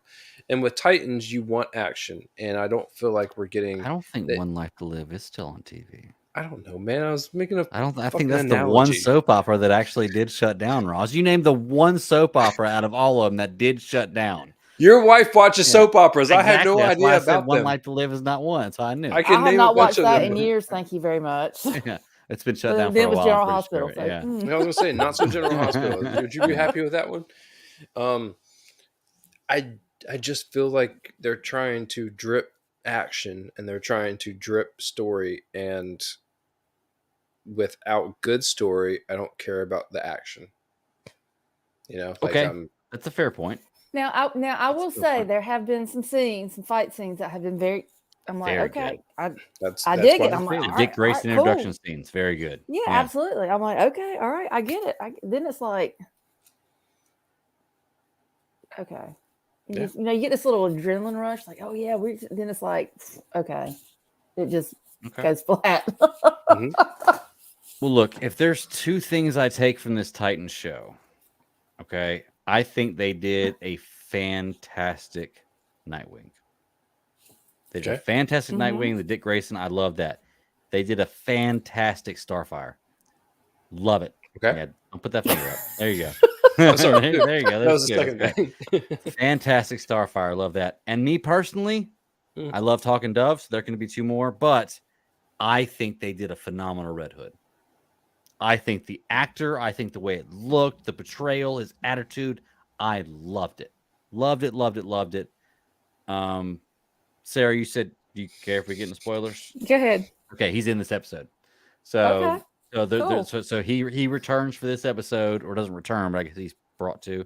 And I like the way that they bring in if you're gonna have a Robin, have him trained by a prior Robin. I like that idea. Well, you got two prior Robins. Robins, yes. Robins, that's what I'm saying. You got two of them. It was tactical. What's his name? Sierran or something like that. Kieran. I can't remember the guy's name who plays the Jason Todd. But I like him. I like the way he portrayed this character. I love the way it looks. If I'm gonna do a cosplay, it's gonna be heavily influenced on that right there. But I'm glad they brought him back. And of all the things I saw in this series, I love that. I thought Deathstroke looked really good. I enjoyed the Deathstroke they had in this. Honestly, you had an amazing Lex Luthor, an amazing Deathstroke. Why didn't you just run with those two guys for 3-4 seasons and have them be the main bads? You could have thrown some Trigon bullshit in there, but nobody gives a damn about that. To be honest with you, nobody cares. That's where this show went wrong. They could have just gone with Lex Luthor. Well, they're throwing too much of like the magic. That's what I'm saying. Yeah. So that's what I'm trying to figure out. Is like, is it revolving around Raven? But it's not.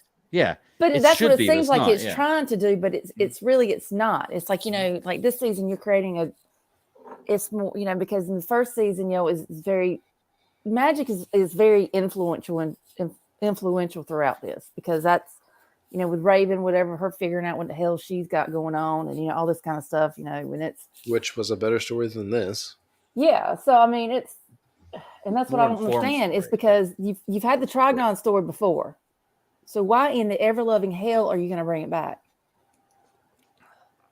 And to a TV show, because I think that, here's the thing, just like in real life, magic is only good in short doses. You know, like it loses its luster if you're going to try to tell it over a series. And the supernatural is a tough thing to tell over a series, because there's a lot of things you have to bring in visually and story-wise that are going to be hard for anyone's mind to truly comprehend. So it has to be almost done like in a movie setting. This is not the platform for that. This is the shoot, bang 'em up platform. Like, give me the flavor of the week, but you have generally 8, 10, 12 episodes. You're going to tell a story on a streaming platform.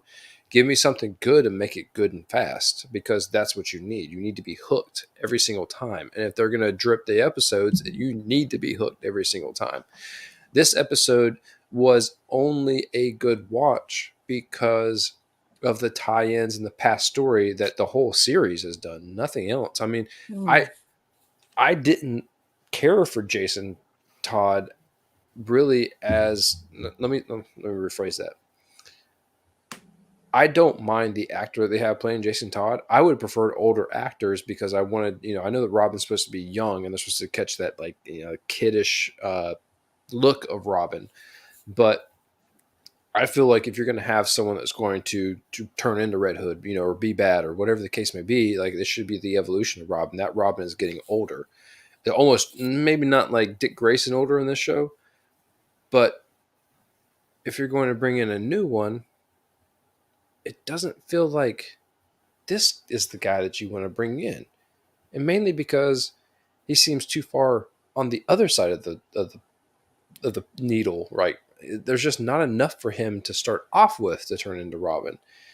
This episode was good to see a little bit happen with him, but I'm like, where are we going to go from here? You have one more episode. Yeah. Like, why now? Why are we doing this now? You could have done this at the very least before the series split in half. I think that plays to the point you were saying before, that when they made this series and finished this series, they didn't know it was going to be the end. Yeah. Because you're right. They have a lot they can apply to Tim Drake right here. I don't like the way they've left this story off. I like the actor who plays the character. I like everything he portrays is fine. I'm not satisfied with him being a Robin. Now, after this episode, it did help. Yeah. Not gonna lie, it definitely helped after this episode. It made me, okay, I can believe this. This happens, this happens, this happens. Okay, I got this. But it feels like you're building me up for something that I'm never going to get to see. Now, wasn't this actor in, what was the DC movie he was in? The Batman. The Batman, where he was the extra. Yes, okay. But that is not connected to this universe, right? Nope. The fuck are you doing, DC? Come on, Warner Brothers. Seriously, what the fuck are you doing? Seriously. Come on. Oh my God. Punch somebody in the face right now. Oh my goodness gracious. Makes no sense, man. Makes no effing sense. But you're gonna have Grant Gustin in one of Beast Boy's visions in the red, which is obviously the Speed Force. Come on, man. What are they doing here? Oh my gosh. This Flash movie better be fan-effing-tastic. That's all I got to say about it. I better not see another damn thing about it, is what I'm trying to say. You're going to see at least one more preview. I don't want to see it. It's going to be out there. What comes out between now and then? What month are we in? We're in May? It comes out next month. I should be fine, right? It comes out in like a month, yeah. Yeah, you'll see one more teaser with some kind of huge spoiler. No. There ain't nothing. I can't think of anything else I want to see that comes out, because The Flash comes out, then Indiana Jones. So I'm going to spoil these shit. Transformers, and then I kind of want to see Transformers, but I got to see The Flash first. Flash is my return to movie theaters, so. Because I doubt they'll show a Flash like in front of the Little Mermaid. I mean, there's a Little Mermaid in front of Guardians for me. I don't know if there was for you. No, I had a Little Mermaid trailer, which it looks good. I don't mind Little Mermaid. I had no qualms with Little Mermaid. Cute little redhead. Doesn't I'm mind me. trying to think what other. She's definitely a C cup. She's wearing seashells, right? So. The Teenage Mutant Ninja Turtles, that new movie. Yes. There's a new TMNT movie? It's like a little animated one. It's kind of animated, kind of like the Into the Spider-Verse. It's not like live action puppets of robot heads. That's what I'm talking about. That's what I want. I want like we had when we were growing up. You are getting the Transformers animated movie. They announced at CinemaCon. Okay. And you're also getting a Super Troopers 3. movie, I think. Oh my god. Yeah, I think that Broken Lizard's doing a Super Troopers 3, so that'd be pretty Pull cool. over even further, man. Is Farva gonna be back? I'm sure. Did y'all watch Slam and Salmon? No, I'm going to, but I haven't And done it what's yet. the new one they came out with? I haven't. It was very recent, right? Is it the one that started with an O? I can't. We talked about it in chat. We talked I about think, it a couple of briefly. like 2 weeks ago. Yeah. They just came out with a new one recently that did not get great reviews. But then again, none of their movies get great reviews. They're more like cult classics. People love them after they've had a couple shots and a few bowls and are ready to sit down at home and have a good time. So that's the kind of movies they are. Right, kidding me right now. Yeah. Come on. Well, okay, so cola. A liter of cola. I want a liter of cola. Which, if you haven't seen Tacoma FD, that's a good show too. Tacoma FD is a good show. I've seen it's that. on HBO now, I think. I'm trying to think. I kind of forgot where we were. Were we talking about Sweet Tooth or were we talking about Titans? We skipped over Sweet Tooth. We kind of mixed the two together. And Can we call that a hybrid conversation, I guess? Why not? Would that make the most sense? That's why three squirrels just talking at once. I watched a thing. No, I watched a thing. Yeah. No, we were talking about Titans. I do remember that. Yeah. Okay, so we have one episode of Titans left. Sarah, you got two, but I mean, look. Maybe I should watch them back to back. You should. I think you should. That's right now. It's like the way this one ended. I think you should. Well, and it was just so weird to me too how they were bringing in the Doom Patrol. I don't know if that's going to matter in the future. I think that was just for fun. Because I'm like, what is that? Just to get Beast Boy and Cyborg together? Probably. Because I think that was a totally different universe than the actual Doom Patrol we're in right now. Yeah. Because if you looked at Cyborg, he had his cybernetic stuff. Yeah. And in the Doom Patrol we're in right now, he doesn't. So I think it's a different universe. But I'm not sure.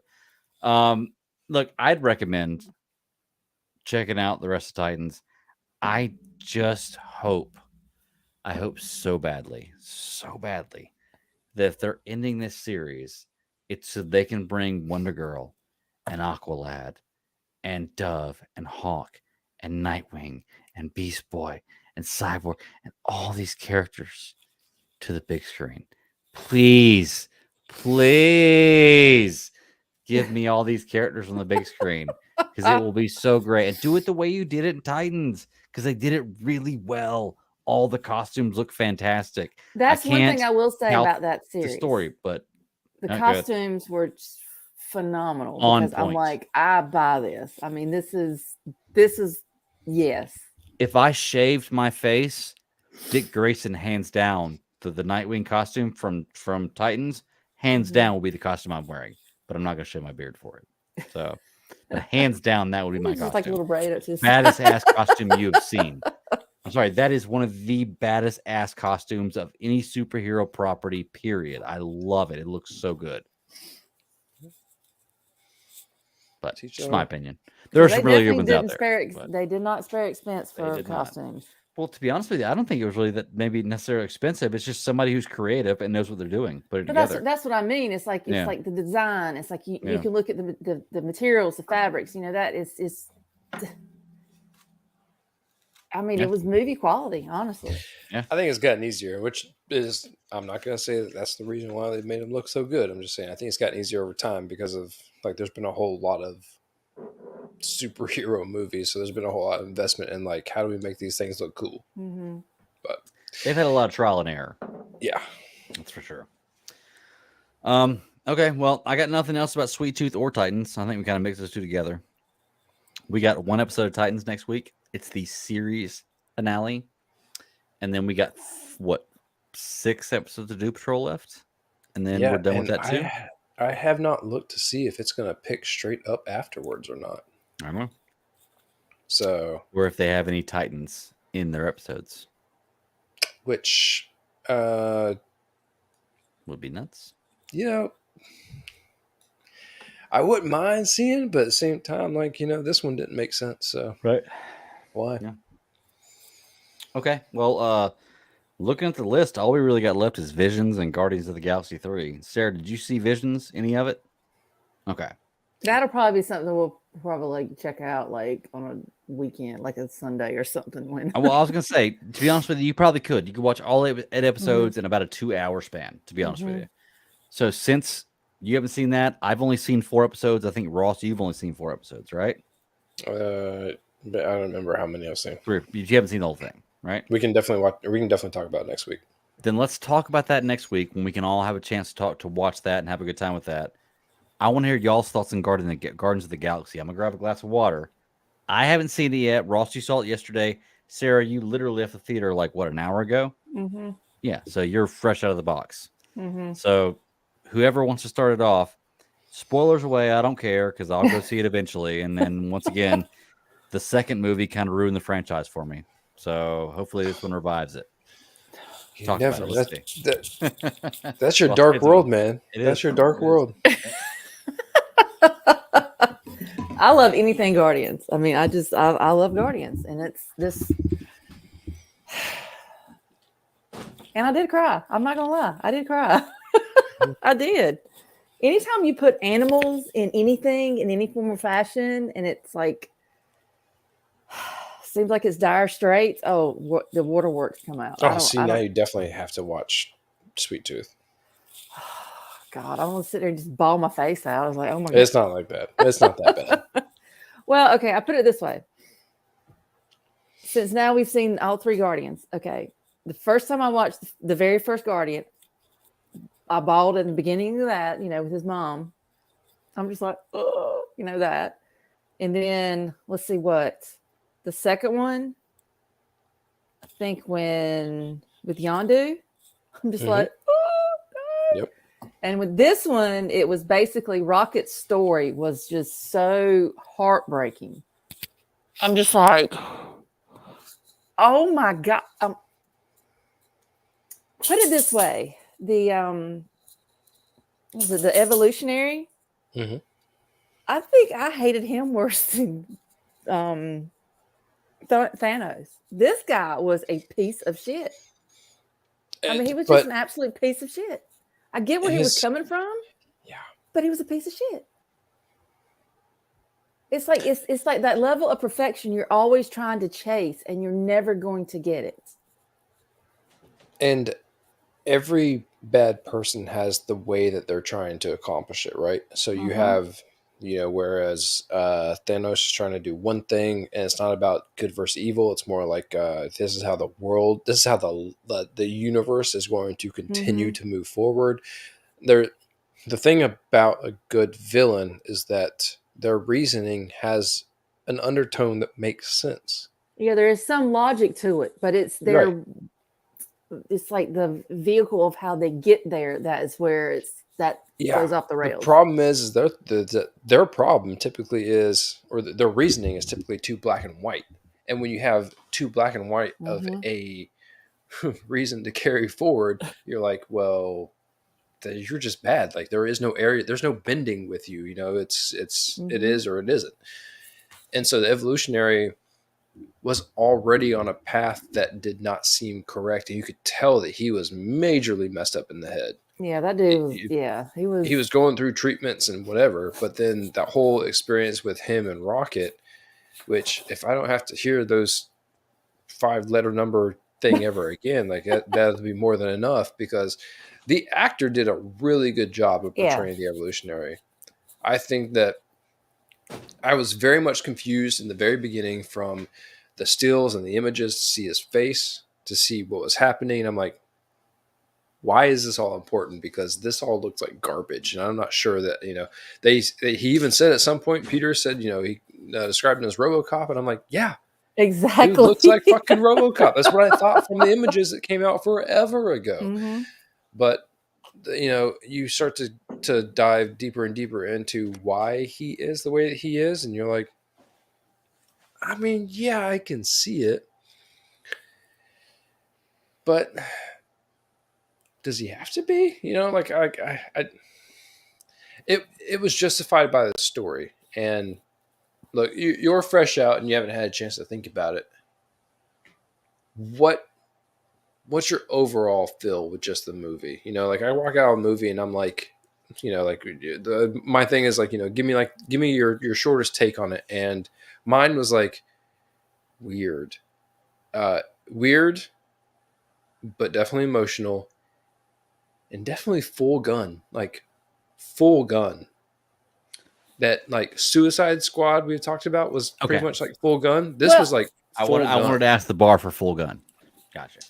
Well, see, that's the thing about it, because it's like I felt cool with this movie.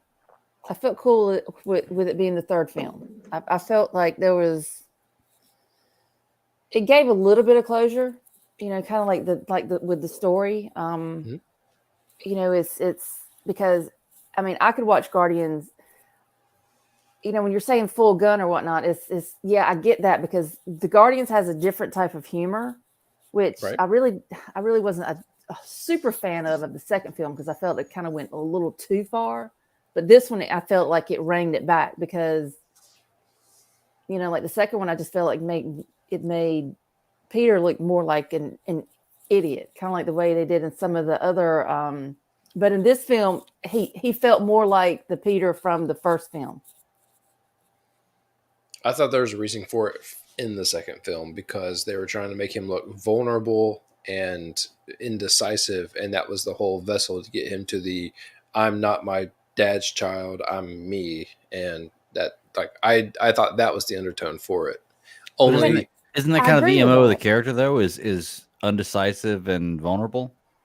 Well, yeah, but how do you make someone look even more indecisive but not to the point where you just look like a total buffoon? Yeah. Because even in this, I mean, I just felt like he was more pulled together. I mean, he still had that vulnerability, because, you know, it's like the one scene where you see, even in the trailer, where you see Nebula carrying Peter. I'm just like, oh my God, I hope that. Now you know why I'm thinking, yeah. Homie went on a little bender. And because it strikes you emotionally, it makes sense. And that's the kicker to that scene. Like the trailer doesn't do any of that scene justice. I mean, you're just kind of taking bits and pieces. But isn't that what you want, right? You don't want to be spoiled. That's exactly what I want. Yeah. So I mean, that was a total like threw you off the trail, because you didn't. Because I'm just thinking, because the whole I walked into this movie thinking somebody's gonna die. Somebody is not gonna make this out, because it's like the way the trailer the way they just kind of sculptured the trailer, it was just like I'm like, oh, I'm just not. It's like I wanted to see it, but yeah, I had this anxiety walking in. Like I didn't want to be like the way Infinity War was, where I couldn't even watch it, because oh gosh, I mean, I was like, couldn't see through like the I said, tears. it took me third time. By the third time I watched Infinity War, I could watch it dried, and I still kind of was like, I still can't watch it dried. Are you kidding me? Yeah, it's tough, but I don't know, because I'm kind of on the edge of my seat with this movie, because I like that trailer really gave me an expectation of, you know, there's some crazy shit about to happen, and I'm like, I don't think I'm prepared, because there's been too many Marvel movies where I've like lost my shit. You know, and even, you know, Cage is like, Mom, are you crying? I'm like, mind your business. Mind your business. So you just punch him in the nose, like, are you crying? Be quiet. I'm like, yes, why? So you're just sitting there, you're just trying to be all, you know, nonchalant. But I mean, as far as the story goes, I mean, it's like I said, you know, it's rocket centric, but you know, and even in what was it, the first film where they were changing in the prison, and you kind of like saw Rocket's back, you knew he went through some shit. And you know, you're thinking, I can't imagine what this dude went through.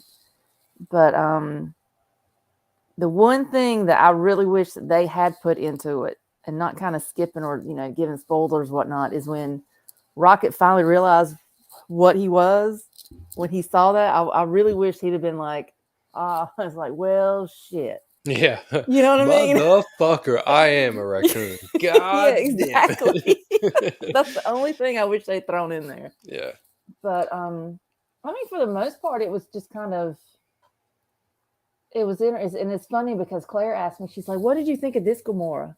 I'm like, well, I said, this Gamora was kind of a bitch, but I mean, I guess this would have been Gamora, you know, like the way she probably would have been versus. In the first movie, she was kind of a bitch. Yeah. Not gonna lie. Yeah, that's Before the she whole got struck by the love bug, she was kind of a bitch. So the you whole got to assume point that. of her- And I was gonna ask y'all about that. If she's coming back in this movie, is she coming back as like lovey-dovey Gamora that was dating him, or a totally different person that would have never known him before the events of Endgame? This is the Gamora before the events. This is the Gamora that I expected to come back. But Okay. Yeah. let's be very clear. Whenever they went back to get Gamora, they went back to a point that was even before she ever met the Guardians. It wasn't even Mhm. before, like, it was. It was before she made the decision to betray what's his name, Ronan. Because Yeah. originally that was what she was going to do. Yeah. And in No, the first she was Guardians. fighting. Yeah. She was fighting in a war. Where she was fighting some other people. She may have become that decision, but she didn't figure out how she was going to do it. Mhm. It seemed like she figured that out at the beginning of Guardians 1. It's like, oh, this could be my moment right here, right now. Mhm. And she was like, you're not going to send Nebula because she's always going to fail. You're going to send me. And like that was her moment to shine. Mhm. The Nebula that came back in Endgame,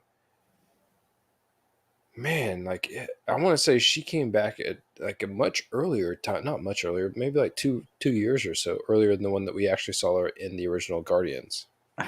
Yeah, I think yes, but I think Nebula is always a beta. If that makes sense. Like Yeah. Nebula was gonna go no matter what universe you go to, wherever the opposite of or following Gamora. Like one of the two. Oh yeah, no, Like she's always a beta. She's gonna do whatever this one doesn't do for the attention or well, follow she's her a beat exact. dog. Yeah. I mean, a There you beat go. That's a dog good way of putting it, yeah. will come up. That's why she makes those constant.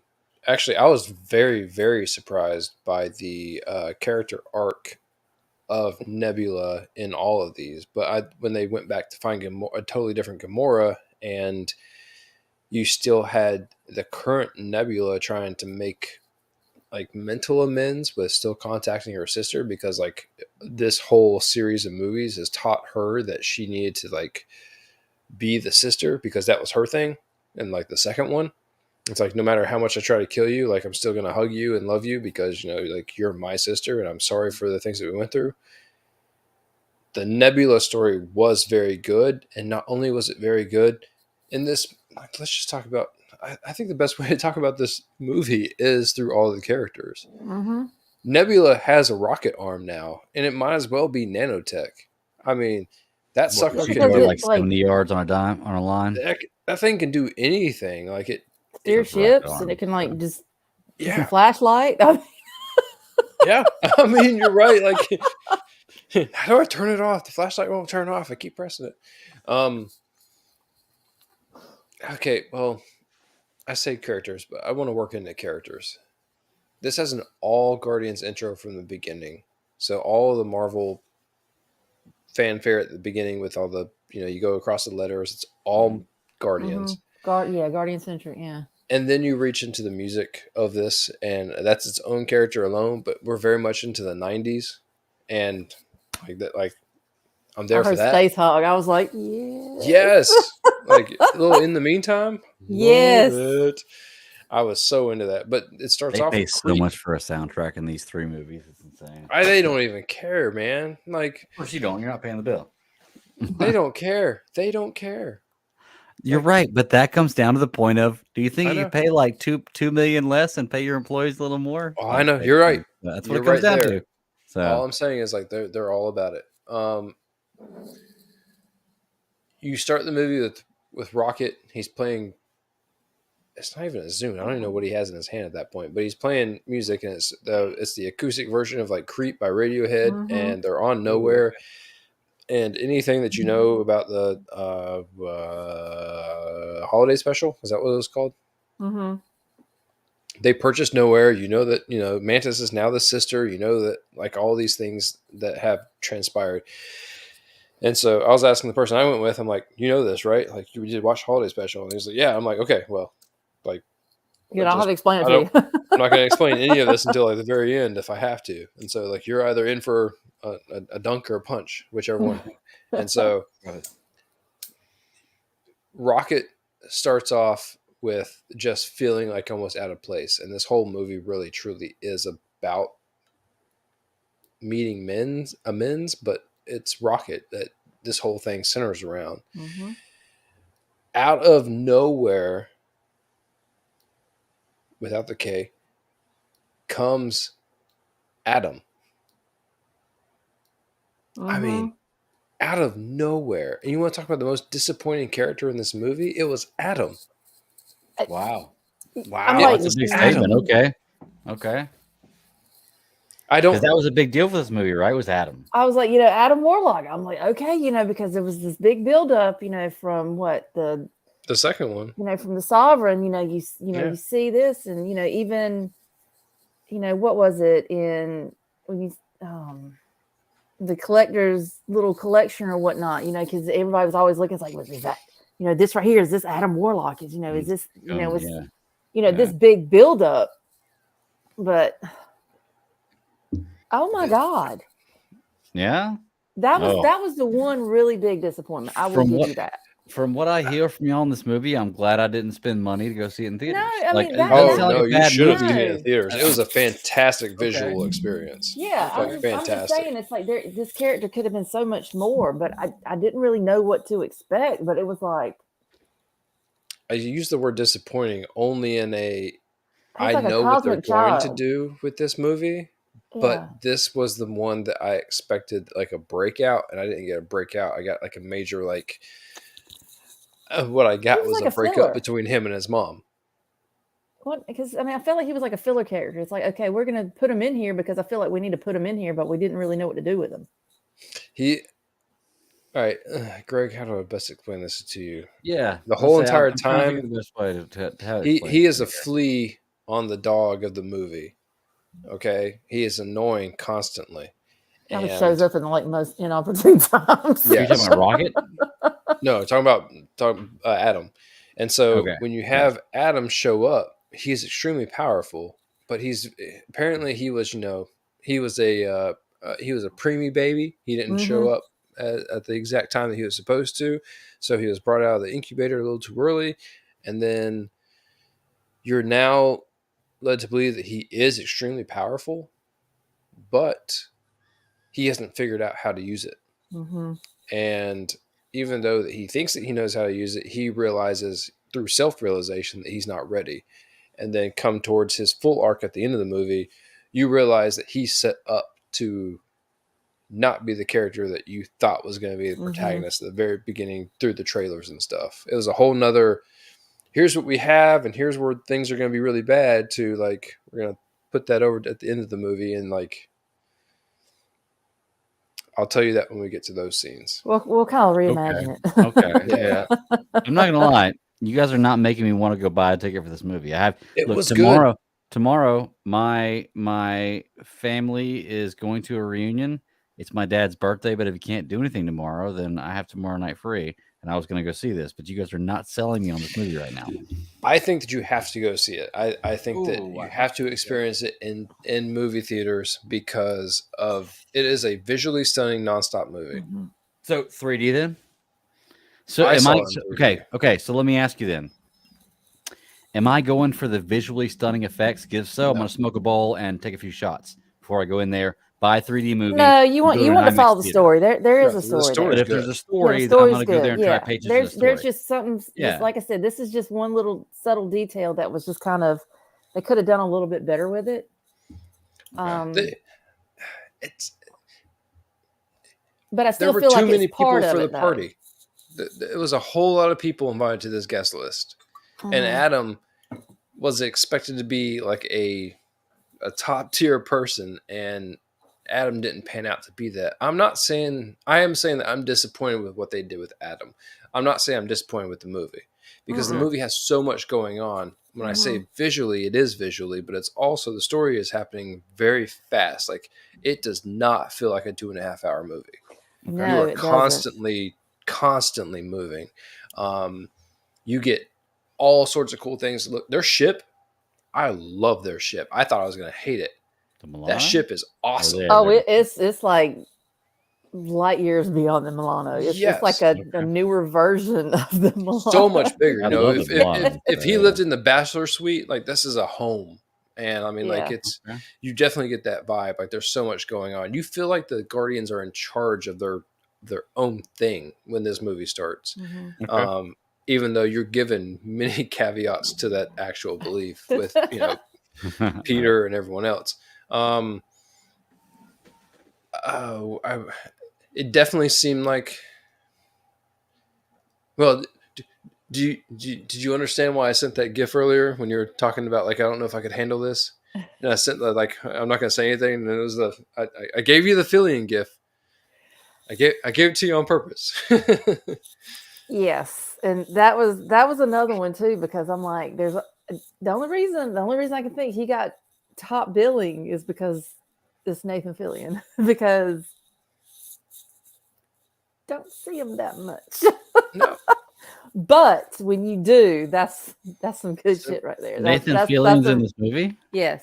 Isn't he already a character in MCU? as who? Did they bring back Scourge? Did they bring back Scourge in this movie? Okay, cool. I'm down to see that. No, it's not Nathan Fillion. No. Oh, you're right. That's not. That's Carl Urban or Carl the Urban, new Johnny Cage. Yeah. Who is Johnny Cage? Yes. Wait, who's Nathan Fillion? Nathan Fillion's not in the series then. Sorry, I had the actor confused then.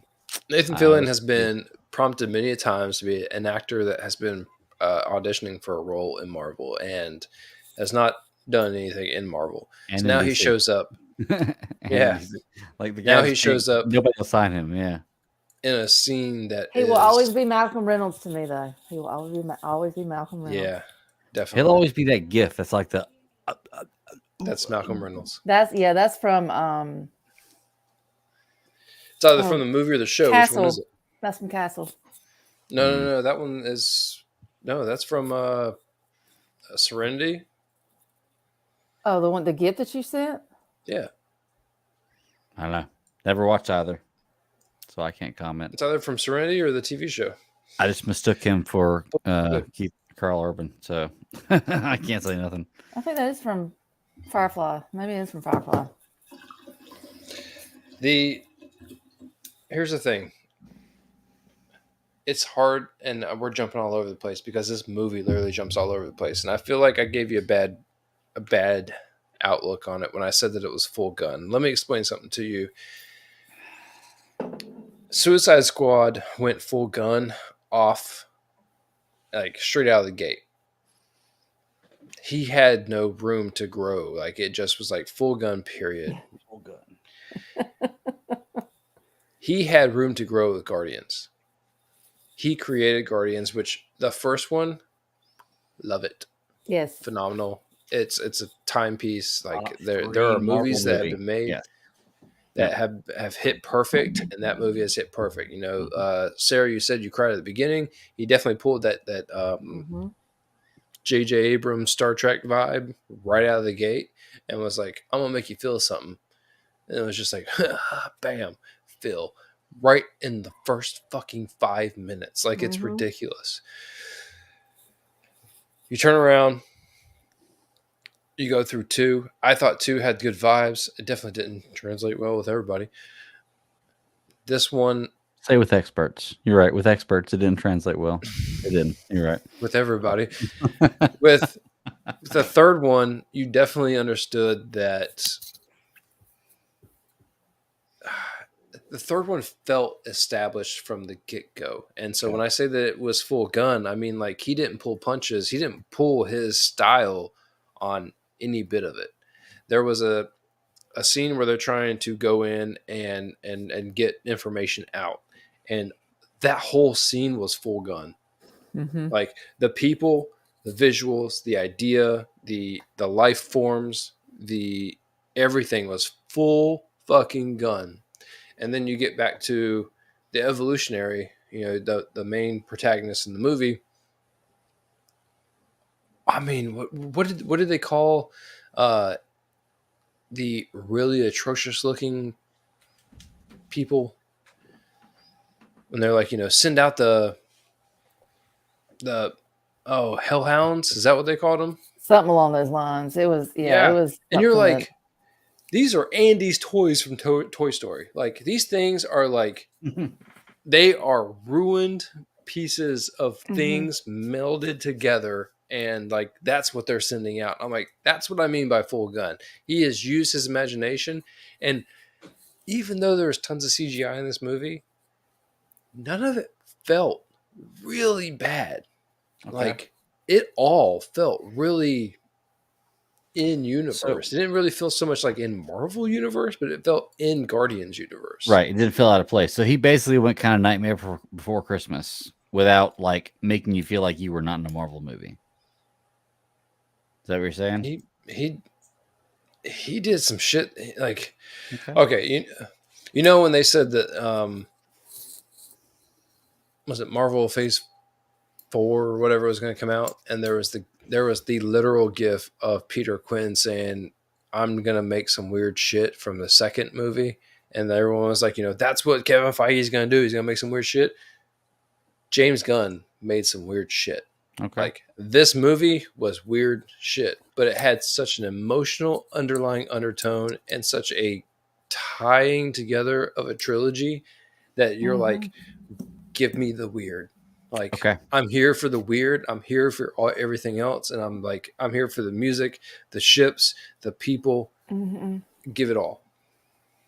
So with all that being said, do you trust this DC universe going forward? Like, can you see this movie right here as the theme or the outline or the tone of the DC universe going forward? Oh, I had to crack a beer. Yeah, I had to crack a beer. Sarah, what do you think? I don't know if I could really compare it because, like I said, with the Guardians, that's something that was already established. I mean, it felt like a Guardians movie, even. So this feels different than Suicide Squad. But I say this. Since different than Squad. Since there is a cohesiveness, maybe there is some hope for DC going forward with like some form of cohesiveness. But they have no cohesiveness in DC going forward. They're rebooting everything. But maybe they need to call someone in. And maybe that's what they're going to try to do. Maybe they're just, instead of just, throwing shit at the wall, see what sticks. I mean, let's, because even Dr. Gunn. Because I mean, like I said, when you see a Guardians movie, it's Guardians. I mean, even seeing them, I don't know. That's just one. There's like this cohesiveness, and like I said, if Gunn can stick with that, if he's looking to do some kind of, maybe there is hope. I mean, maybe there is hope. I don't know. To be honest with you, I've seen the Guardians movies, and I love the first one. Not a huge fan of the second one. Haven't seen the third one yet. I still feel like there's hope for the DC universe, based on the template they've given me and everything else, and the fact that I don't think James Gunn is a terrible director or like. I don't think that just because I didn't like the second Guardians of the Galaxy movie doesn't mean that I think this guy is a horrible director. I think he has a great vision.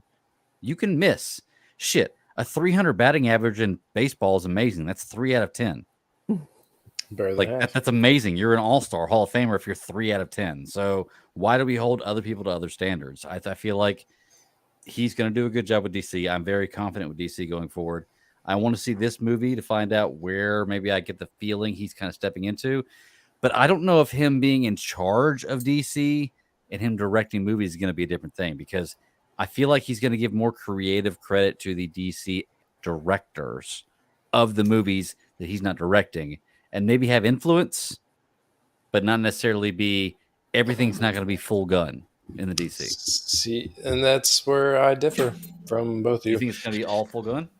No, I don't think it's all going to be full gun. What I worry about is that Gunn's vision isn't going to be what fans are going to want. Really? Okay, so let me say this. Like, I think that he can hold the idea of a continuity together, because what I do appreciate is that he definitely held steadfast to his beliefs on what the Guardians needed to be. and he hated everything that anyone ever tried to make him do for these movies. The one thing that you can definitely say is that all of the people that were in these movies, actor-wise, stood by him through all that, BS Twitter crap, and they were all like, if he's out, I'm out, and like I'm Very not going to do Zack any more of this. Snyder-esque type. Yeah. Yeah, and I so agree. they were definitely like, it was definitely cultish and half bad, half good way. You can say whatever you want to, but I worry about what his overall vision would be, and how well, like you don't want a.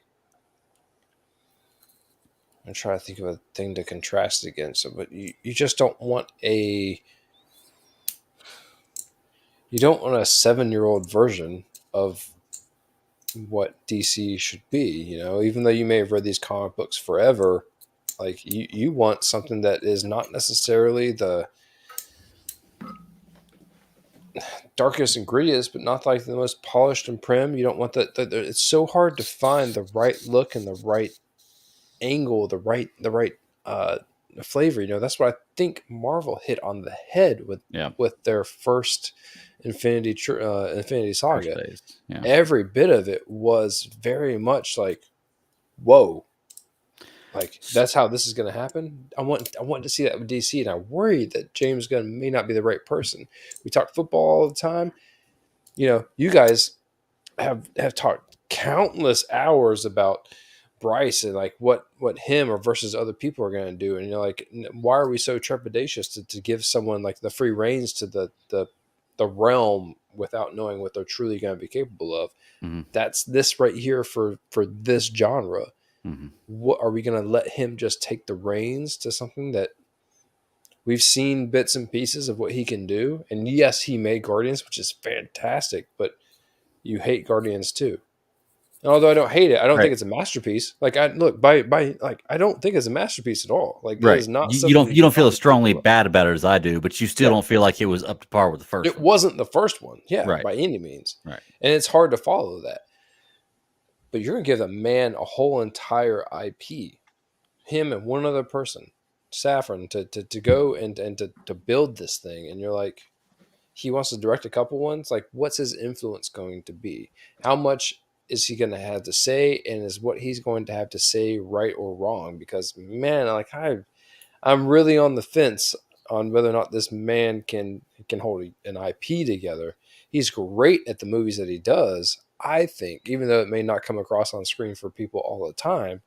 I do like a lot of things that he's done, but when I say he's gone full gun, that means like no one was there to catch him and to reel him back in. So that's what I worry about. Maybe there'll be more of a collaborative type thing, because you have like, maybe they can round table it, because if you can bring in certain directors and whatnot, to have a, I don't want them to come in and say, hey, this is my only idea and this is what we're going to do come hell or high water. So maybe it'll be just a collaborative type deal, so it's not, so like I said, if he's not actually directing the movies, it's like, bring in other directors and whomever, let them put their own spin on it, but yet still have, hey, look, this is an outline we want to follow. So at least it can kind of keep the same flavor. I think that's the thing. You just got to kind of set the tone. And I think that's probably what we're kind of looking for. And my fear with that is that like, it's always, how heavy is the hand? Mm-hmm. And so if James Gunn and one definitely other person, if not however many other people, are going to be the hands, then like how much influence are they going to have over, what's going to happen? Because I hear you guys talk about, whether or not you like or dislike certain of like the Marvel TV shows or what Phase 4 or Phase 5 have done. And like, I get it. And they're really trying to release and relinquish control and really let people like create stuff. But you're about to see that with DC. Like, you're not about to get one director. You're about to get a lot of stuff going on with DC. Yeah, and that's honestly my question is like, how do you do this with DC? Because like you can go the Marvel route, where everything is connected in one universe, at least for the first 25 movies. Everything's connected in one universe in the same timeline and makes somewhat sense. Because I'm not going to say it all makes sense because there's some things that don't. Okay. Or you can go in the DC universe where you have infinite multiverses. And because this happens in this universe, it doesn't mean this happens here. And you can still have the same characters cross over based on different stories. But so like that's what I want to know how they're going with this. Like it's going to be interesting to see. Either way, they're going to be wrong. Because DC is always wrong. You either didn't do what Marvel did or you copied Marvel, right? Yeah. That's always the way it is, you know? So that's what happens. I When mean, you no come out matter with what it you first. do, you're wrong. That's what Marvel kind of set the standard, to be honest with you. I mean, But they that just, doesn't mean that doesn't seems mean like they they hold did it- all the cards. That means there can't be something that comes out that's as good as or better than. I agree. You're right, but what you're describing takes a village to build. Mm-hmm. Here's why I didn't want to be spoiled on anything for the Flash, because there was precedence for the things that they're going to bring in that have many years in the making. All of these things that we've seen on screen, I don't care if it's just the big screen. I really don't care. Like, I would pick up on animated Batman references. You know, there's tons of things. What's difficult is that if DC wants to tell a multiversal style story, they need they need concrete to build that off of. I mean, they have 70 years of concrete to build it off. They of, do, so, but if yeah. you're going to start original, like, what do you do with that? Like how do you start that off of that? Because I mean, you can't do what they're about to do with Flash for the rest of the DC movies. You can. You totally can. You can say that what this Flash movie did right here, because we don't know what the end of this Flash movie is going to be. You can say the end of this Flash movie completely resets everything. We already see it's going to reset a lot of stuff in universes we already had. And that's why, honestly, like I totally understand y'all's points. Y'all didn't want to see any more footage. Mm-hmm. But realistically, there was nothing else in this trailer that was revealed. You knew everything you knew coming out of this new trailer you saw, you knew going in. It's not like they dropped Doomsday on you. Yeah, it's here. I hear you, but it's not like they dropped Doomsday on you, okay? That was a big reveal. They should have never dropped Doomsday before BVS, period. Shouldn't have done it. No. You know? They didn't do that here. I think that everything they had here was just maybe an extra second or two of what you've already seen and a few extra scenes of stuff that had to do with what you've already seen. I think there are still going to be some surprises, and you're still going to see a lot of stuff you'd like to see. And once again, I can't control the way y'all feel. I just feel like there's not a lot they've done here to ruin the movie so far.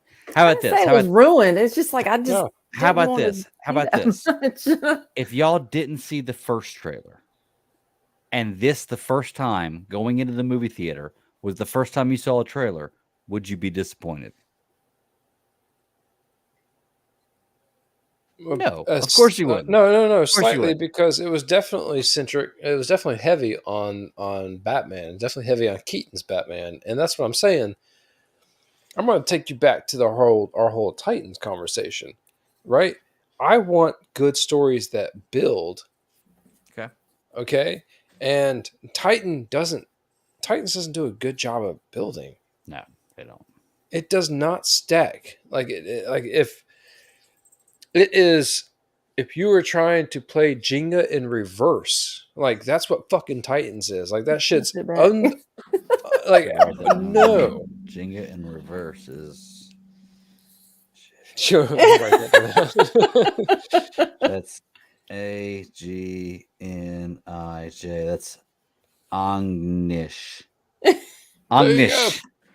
Agnish. If it was that. Bullshit. Right, so, that's what it sounds like. That's what it sounds like. Yeah.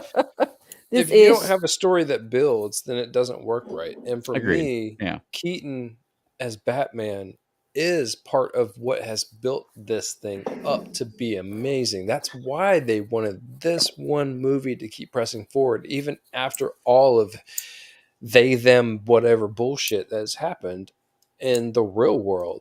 And I don't think that, like, if anything, you know what I want to see at the end of this movie? I want to see Flash die. and I You'll want to see see Reverse us start Flash die. to start. I want to see them all die, Which you haven't and then we seen just yet, start by the fresh. way. You haven't seen a Reverse Flash yet, so I'm not saying that there's things they I'm haven't revealed. expecting Reverse Flash. That's Yeah. the problem. Is There that better because be. I've already seen it kind of done? I'm expecting Reverse Flash. I'm not saying that ruined it. I'm saying that the things that I wanted, the nostalgia, the whole reason why good movies are good to me, and why the Infinity Saga was a masterpiece, almost damn near, is because it built and it built and it built and it built and it built, and it made Sarah cry over countless times to Infinity War and Endgame, and why I damn near lost my shit in Endgame, like completely. Like I knew what I was walking into in Infinity War, only because of like where all the signs were pointing. But I did not know what they were going to do with Endgame, and Endgame damn near tore me apart. Yeah. And you give me a story like that, that's worth it, right? Movie PTSD. Yeah. Yeah. Yeah, those two movies they're rough, man. I'll tell you, I can't watch those back to back. It's just like my heart can't take it. My emotions can't take it. Yeah. Oh yeah. Look, okay, so let's start to wrap this stuff up here. I think that if there's one thing that I feel like I can put out there that we can all agree on, is we have not seen Reverse Flash yet in these previews, which is a good thing. And if Tom Cavanaugh is not Reverse Flash, I'm walking out of theaters. That's all I'm saying. I'm walking out of theaters because that guy was a perfect Ebot-thon. Or he didn't play Ebot, did he? He played. Yeah, he was the other one. He was the other one. Yeah, he was the first one in the first series, Yep. the first season, the great season of the Flash. Yeah. Well, see, that's what's kind of ruined me about with going into this, Flash movie, because I'm like, I'm so used to the CW Flash. That's what I was just saying. That's why I stopped watching it 5 years ago. That's why I'm going to say I stopped watching it 5 years ago. So I was ready for this movie. That's a good. Because honestly, that's a legal good reason for me to say that. Because when I first started watching that Flash series, I think I binged like the first 4 seasons because I came a little late to the party. Mm-hmm. And after the end of the 4th season, I was like, okay, I'm good with this. This is cool. Then I'm like, oh, they're gonna have another season? Hell, I was like, I'd have been fine if they wrapped it up with this. Because I mean, season 5 and King Shark, King Shark 2 or the Return of King Shark came back around. I'm like, no, I'm good. Yeah, that was my stopping point. Yeah, there was some of it. I was like, especially when they brought their daughter into. I was like, what is going on here? I'm like, I stuck around till they brought their daughter in. I think after that season, I was done. And I only stuck around for the first 2 seasons. I kind of watched the 2 seasons after that, and then the last 19 seasons that have come out, I haven't watched. Yeah, it's been I think ever since the end of Flight or end of Green Arrow, I think that was when that was about the point it started to turn off. Yeah. Yeah. And don't get me wrong, Green Arrow was not fantastic till the end. It had its ups and its downs. But when Green Arrow was done, I was pretty much done too. Still never CW verse. So. Look, here's what you need to take away from this. Go see Guardians of the Galaxy 3. Yeah. I won't, but I'd recommend it. Yeah. You should. You get Ravagers. You get Gamora's back. Nebula's great. Mantis is always landing on her head. Peter is doing things that are great. Drax is being Drax. Drax is Drax. I mean, why would they make it oblong if I can't lay down? Oh, are you calling me stupid? Yes. Can I say that as a person who personally made fun of him coming into the acting realm because I saw him wrestling and I loved him as a wrestler. Saw him come into acting and thought this guy has one role, and now I've seen him in multiple things and see him continually get cast in things. I was wrong. Maybe this guy does have acting chops. I'm still waiting for Marcus Phoenix. I did hate him. You're right. You hated this guy to begin with. You're right. I did. You're absolutely right. Oh my God. And I'm admitting right now that I think maybe this guy was wrong. Maybe I was wrong because I saw him in the Zack Snyder zombie movie. Mm-hmm. He's in this new Dune movie. I've seen him portray different characters, and I'm like, you know what? Maybe I was wrong. This guy can act. I just need to see him do it first. So I will admit, what's Batista, crow backwards? When you want to come on here, buddy, because I'm sorry you've been avoiding this show because I said you were a bad actor. Now that I apologize, please go ahead and come on. Go Good. ahead. I'm sorry that I said that. Yes. What's crow backwards? When you regurgitate the crow that Crow you're backwards is work. work, and that's what he did. He put in the work. Yeah, he did. You're right. Like I said, I'm still waiting for Marcus Phoenix. mm. I'm still waiting for that. Craig, you brought it up, and now I can't help but not talk about it. Does anyone have feelings about this whole second part of the Dune trailer? It looks phenomenal, but to be truly honest with you, I can't remember the first one. I can totally remember the first one. I remember I watched it. I'm way past it now. Like I'm so far past it that like I stopped caring because I knew that when they said that they were going to do, I didn't know that when it came out the movie it's only going to be part 1, but then they're like part 2 comes out in 2023, and I'm like, that's like in a fucking year and a half. Like, all right. Like what's the catch me It looks outside? good. Like I don't give a shit. Like what am I going to do right now? Like what do you want to do? I don't know wherever I'm going to be at.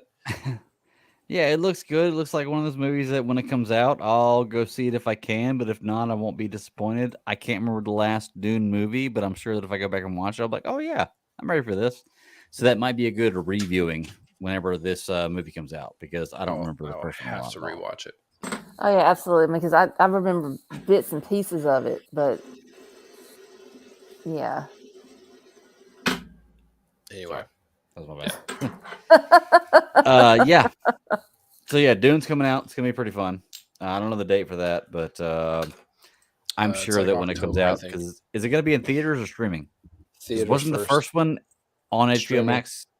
Yeah, first one was on HBO Max first. Yeah, so yep, that'll be interesting to see how they do that. I'll probably not go see that in theaters unless like Ashley's like, let's go see a movie and there's nothing else on and okay, Dune, but we'll see. You gotta get back in the theaters, man. I do. You know, I'm on 2023 is the year of catch up for me. That's what I'm calling it. And it's not but you hate ketchup. Like you're right. I hate ketchup. I was gonna say it's not like ketchup like the ketchup you put on a burger that gross people put on burgers and hot dogs. But it's the ketchup of people. That's right. I'm saying it. Yeah, that's right. You don't that's like right. ketchup? I separate myself. How can we if be you don't friends? like mustard and sauerkraut and dill pickles, you're crazy. That's all I'm saying. Sauerkraut. Oh, I love Not sauerkraut. a fan. Are you kidding Not me? a fan. Not a fan. I don't do mayonnaise-based sauces. Sauerkraut's not mayonnaise-based sauce. Sauerkraut's like Russian coleslaw. Is it white? That's so close racist. enough. It's so racist. You don't like mayonnaise-based stuff? How are we? No, I don't like mayonnaise-based stuff either. I can't. Look, that's a male thing. Males don't. Well, I'm not gonna say it anyway. No, I don't like mayonnaise a lot. So, y'all, I'm out of stuff. My fidget spinner's broken. I'm out of notes for the show. Got anything else you want to say? Go see Guardians 3. Man. Yeah. I will. I might go see Guardians 3. Like I said, it's a good flick. Yeah, and I don't think it's going to be a bad flick. So I didn't like the second one very much, but that's not. I don't think that the third one's going to be bad because, like I said, Marvel does a really good job. Like even if I didn't like something about, I didn't like the second Iron Man movie or the third Iron Man movie. I guess it's been the second one, but like those progressively got worse. Right now, I don't like Ultron. So, okay, I think Ultron's great. Yeah, I just don't like that movie. James Spader takes me out of it. The voice of James Spader does take me out of it. If they had any I don't other voice love for that Voltron, for Ultron, I know, right? But the idea that anyone goes on the internet for like fucking 2 minutes and is like, I need to destroy humanity, like, duh, like no, that's like I perfect. said, I mean, Like, other than that, the other scenes throughout the movie is fine. It's just James Spader's voice. It just takes me out. It does pull me out. I give you that. And I don't love that movie. I like that movie. It's a good movie, but I don't love that movie. Like I would rather go watch any other Avengers movie, like Avengers team up movie, than that one. Mm-hmm. To be honest with you. So y'all, let's got get the Hulkbuster fight. The Hulkbuster fight's really the Hulkbuster fight is good, but it's so short. It's so short, and Hulk gets his ass beat. Right. So I'll hold us up. All right. Ash just got home. It's late. It's 11:30. Look, we're gonna be back next week. Next week we're gonna talk about the finish of Sweet Tooth. We're gonna talk about how much we love Titans and how they're gonna stick the landing. Titans are gonna stick the landing. That's right. I might see Guardians. Big O with the Guardians. optimism, We'll see what's girl. up. That's right. we always have a ton of stuff, and I'm sure that we'll have a guest. Because guess what? People are reaching out to me now. Like people are contacting me. I have in the next 6 weeks. I think I have 4 guests booked. So like we have a lot of guests coming on recently. I don't know why people want dozens and dozens of people to hear their stuff, but hey, they hear us and they want it out there, so we'll do it. And it gives me the opportunity to read some really cool stuff because I am currently away from buying Marvel and DC comics, and IDW and Image and all these producers that we're putting out right now really have some good stuff going on. So I would recommend checking it out. Some good stuff. Yeah, absolutely. Yep. Well, let's get out of here, Sarah. Where can they find you at? You can find me at the Twitter. You can the Twitter. bounce around there, bounce around a little bit. That's about it. You're on the gram too, right? Is that what the kids say? The gram? On the IG, yeah. The IG. The IG. What's she? Insta. I'm sorry. It's the Insta. The Insta. Yeah. Is it the gram? Claire calls it. It's the gram, right? The Insta. It's Instagram, so it's Insta. See, I don't even know. That's how old I am. I still call it the Walmart. So I always call it Walmart. The Walmart. Just like I called the food line Shitty Kitty. There you go. Hey, we used to have food fair when I grew up. So that's how old I am. I'm not even going to tell you what I call it. Ross, buddy, where can they find you at? Oh, man, trying to On the figure back out porch. why we even bother. Solamente aquí. See? Right here. Yes, there you go. Check Ross out here. If you want to get a hold of him for any particular reason and you need to ask him a question, just hit me up and I'll let you know. Or hit Sarah up. You know what? Yeah, hit Sarah up too. Sarah will answer it. We'll get a hold of him too. She's fully capable of getting a hold of him. But check me out. Yeah. I'll try to get a hold of him. And you can find me. You got people, exactly. Which kind of blew my mind. Ross shared like a Twitter post and a Facebook post in our group chat earlier. I was like, whoa, dude. Where are you getting this shit?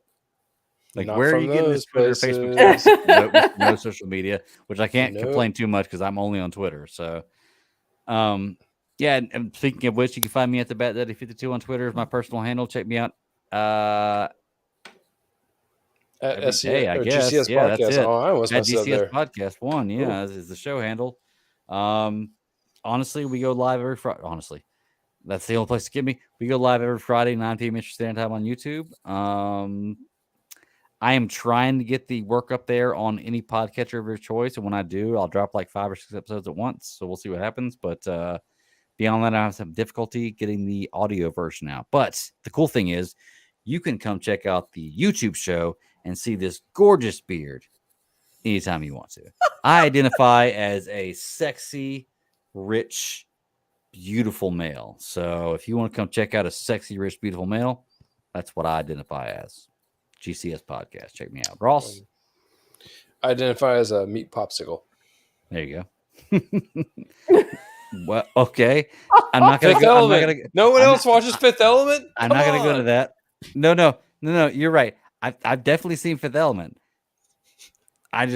My mind went different directions for meat popsicles. Exactly. Like, what do you do? Popsicles? Exactly. So there we go. All right, Sarah. That's why it's so good. That's why it's so good. That's what she said. Yeah. All right. I'm getting out of here. I'll catch y'all next week. I guess until then, we're gonna watch a lot of shows and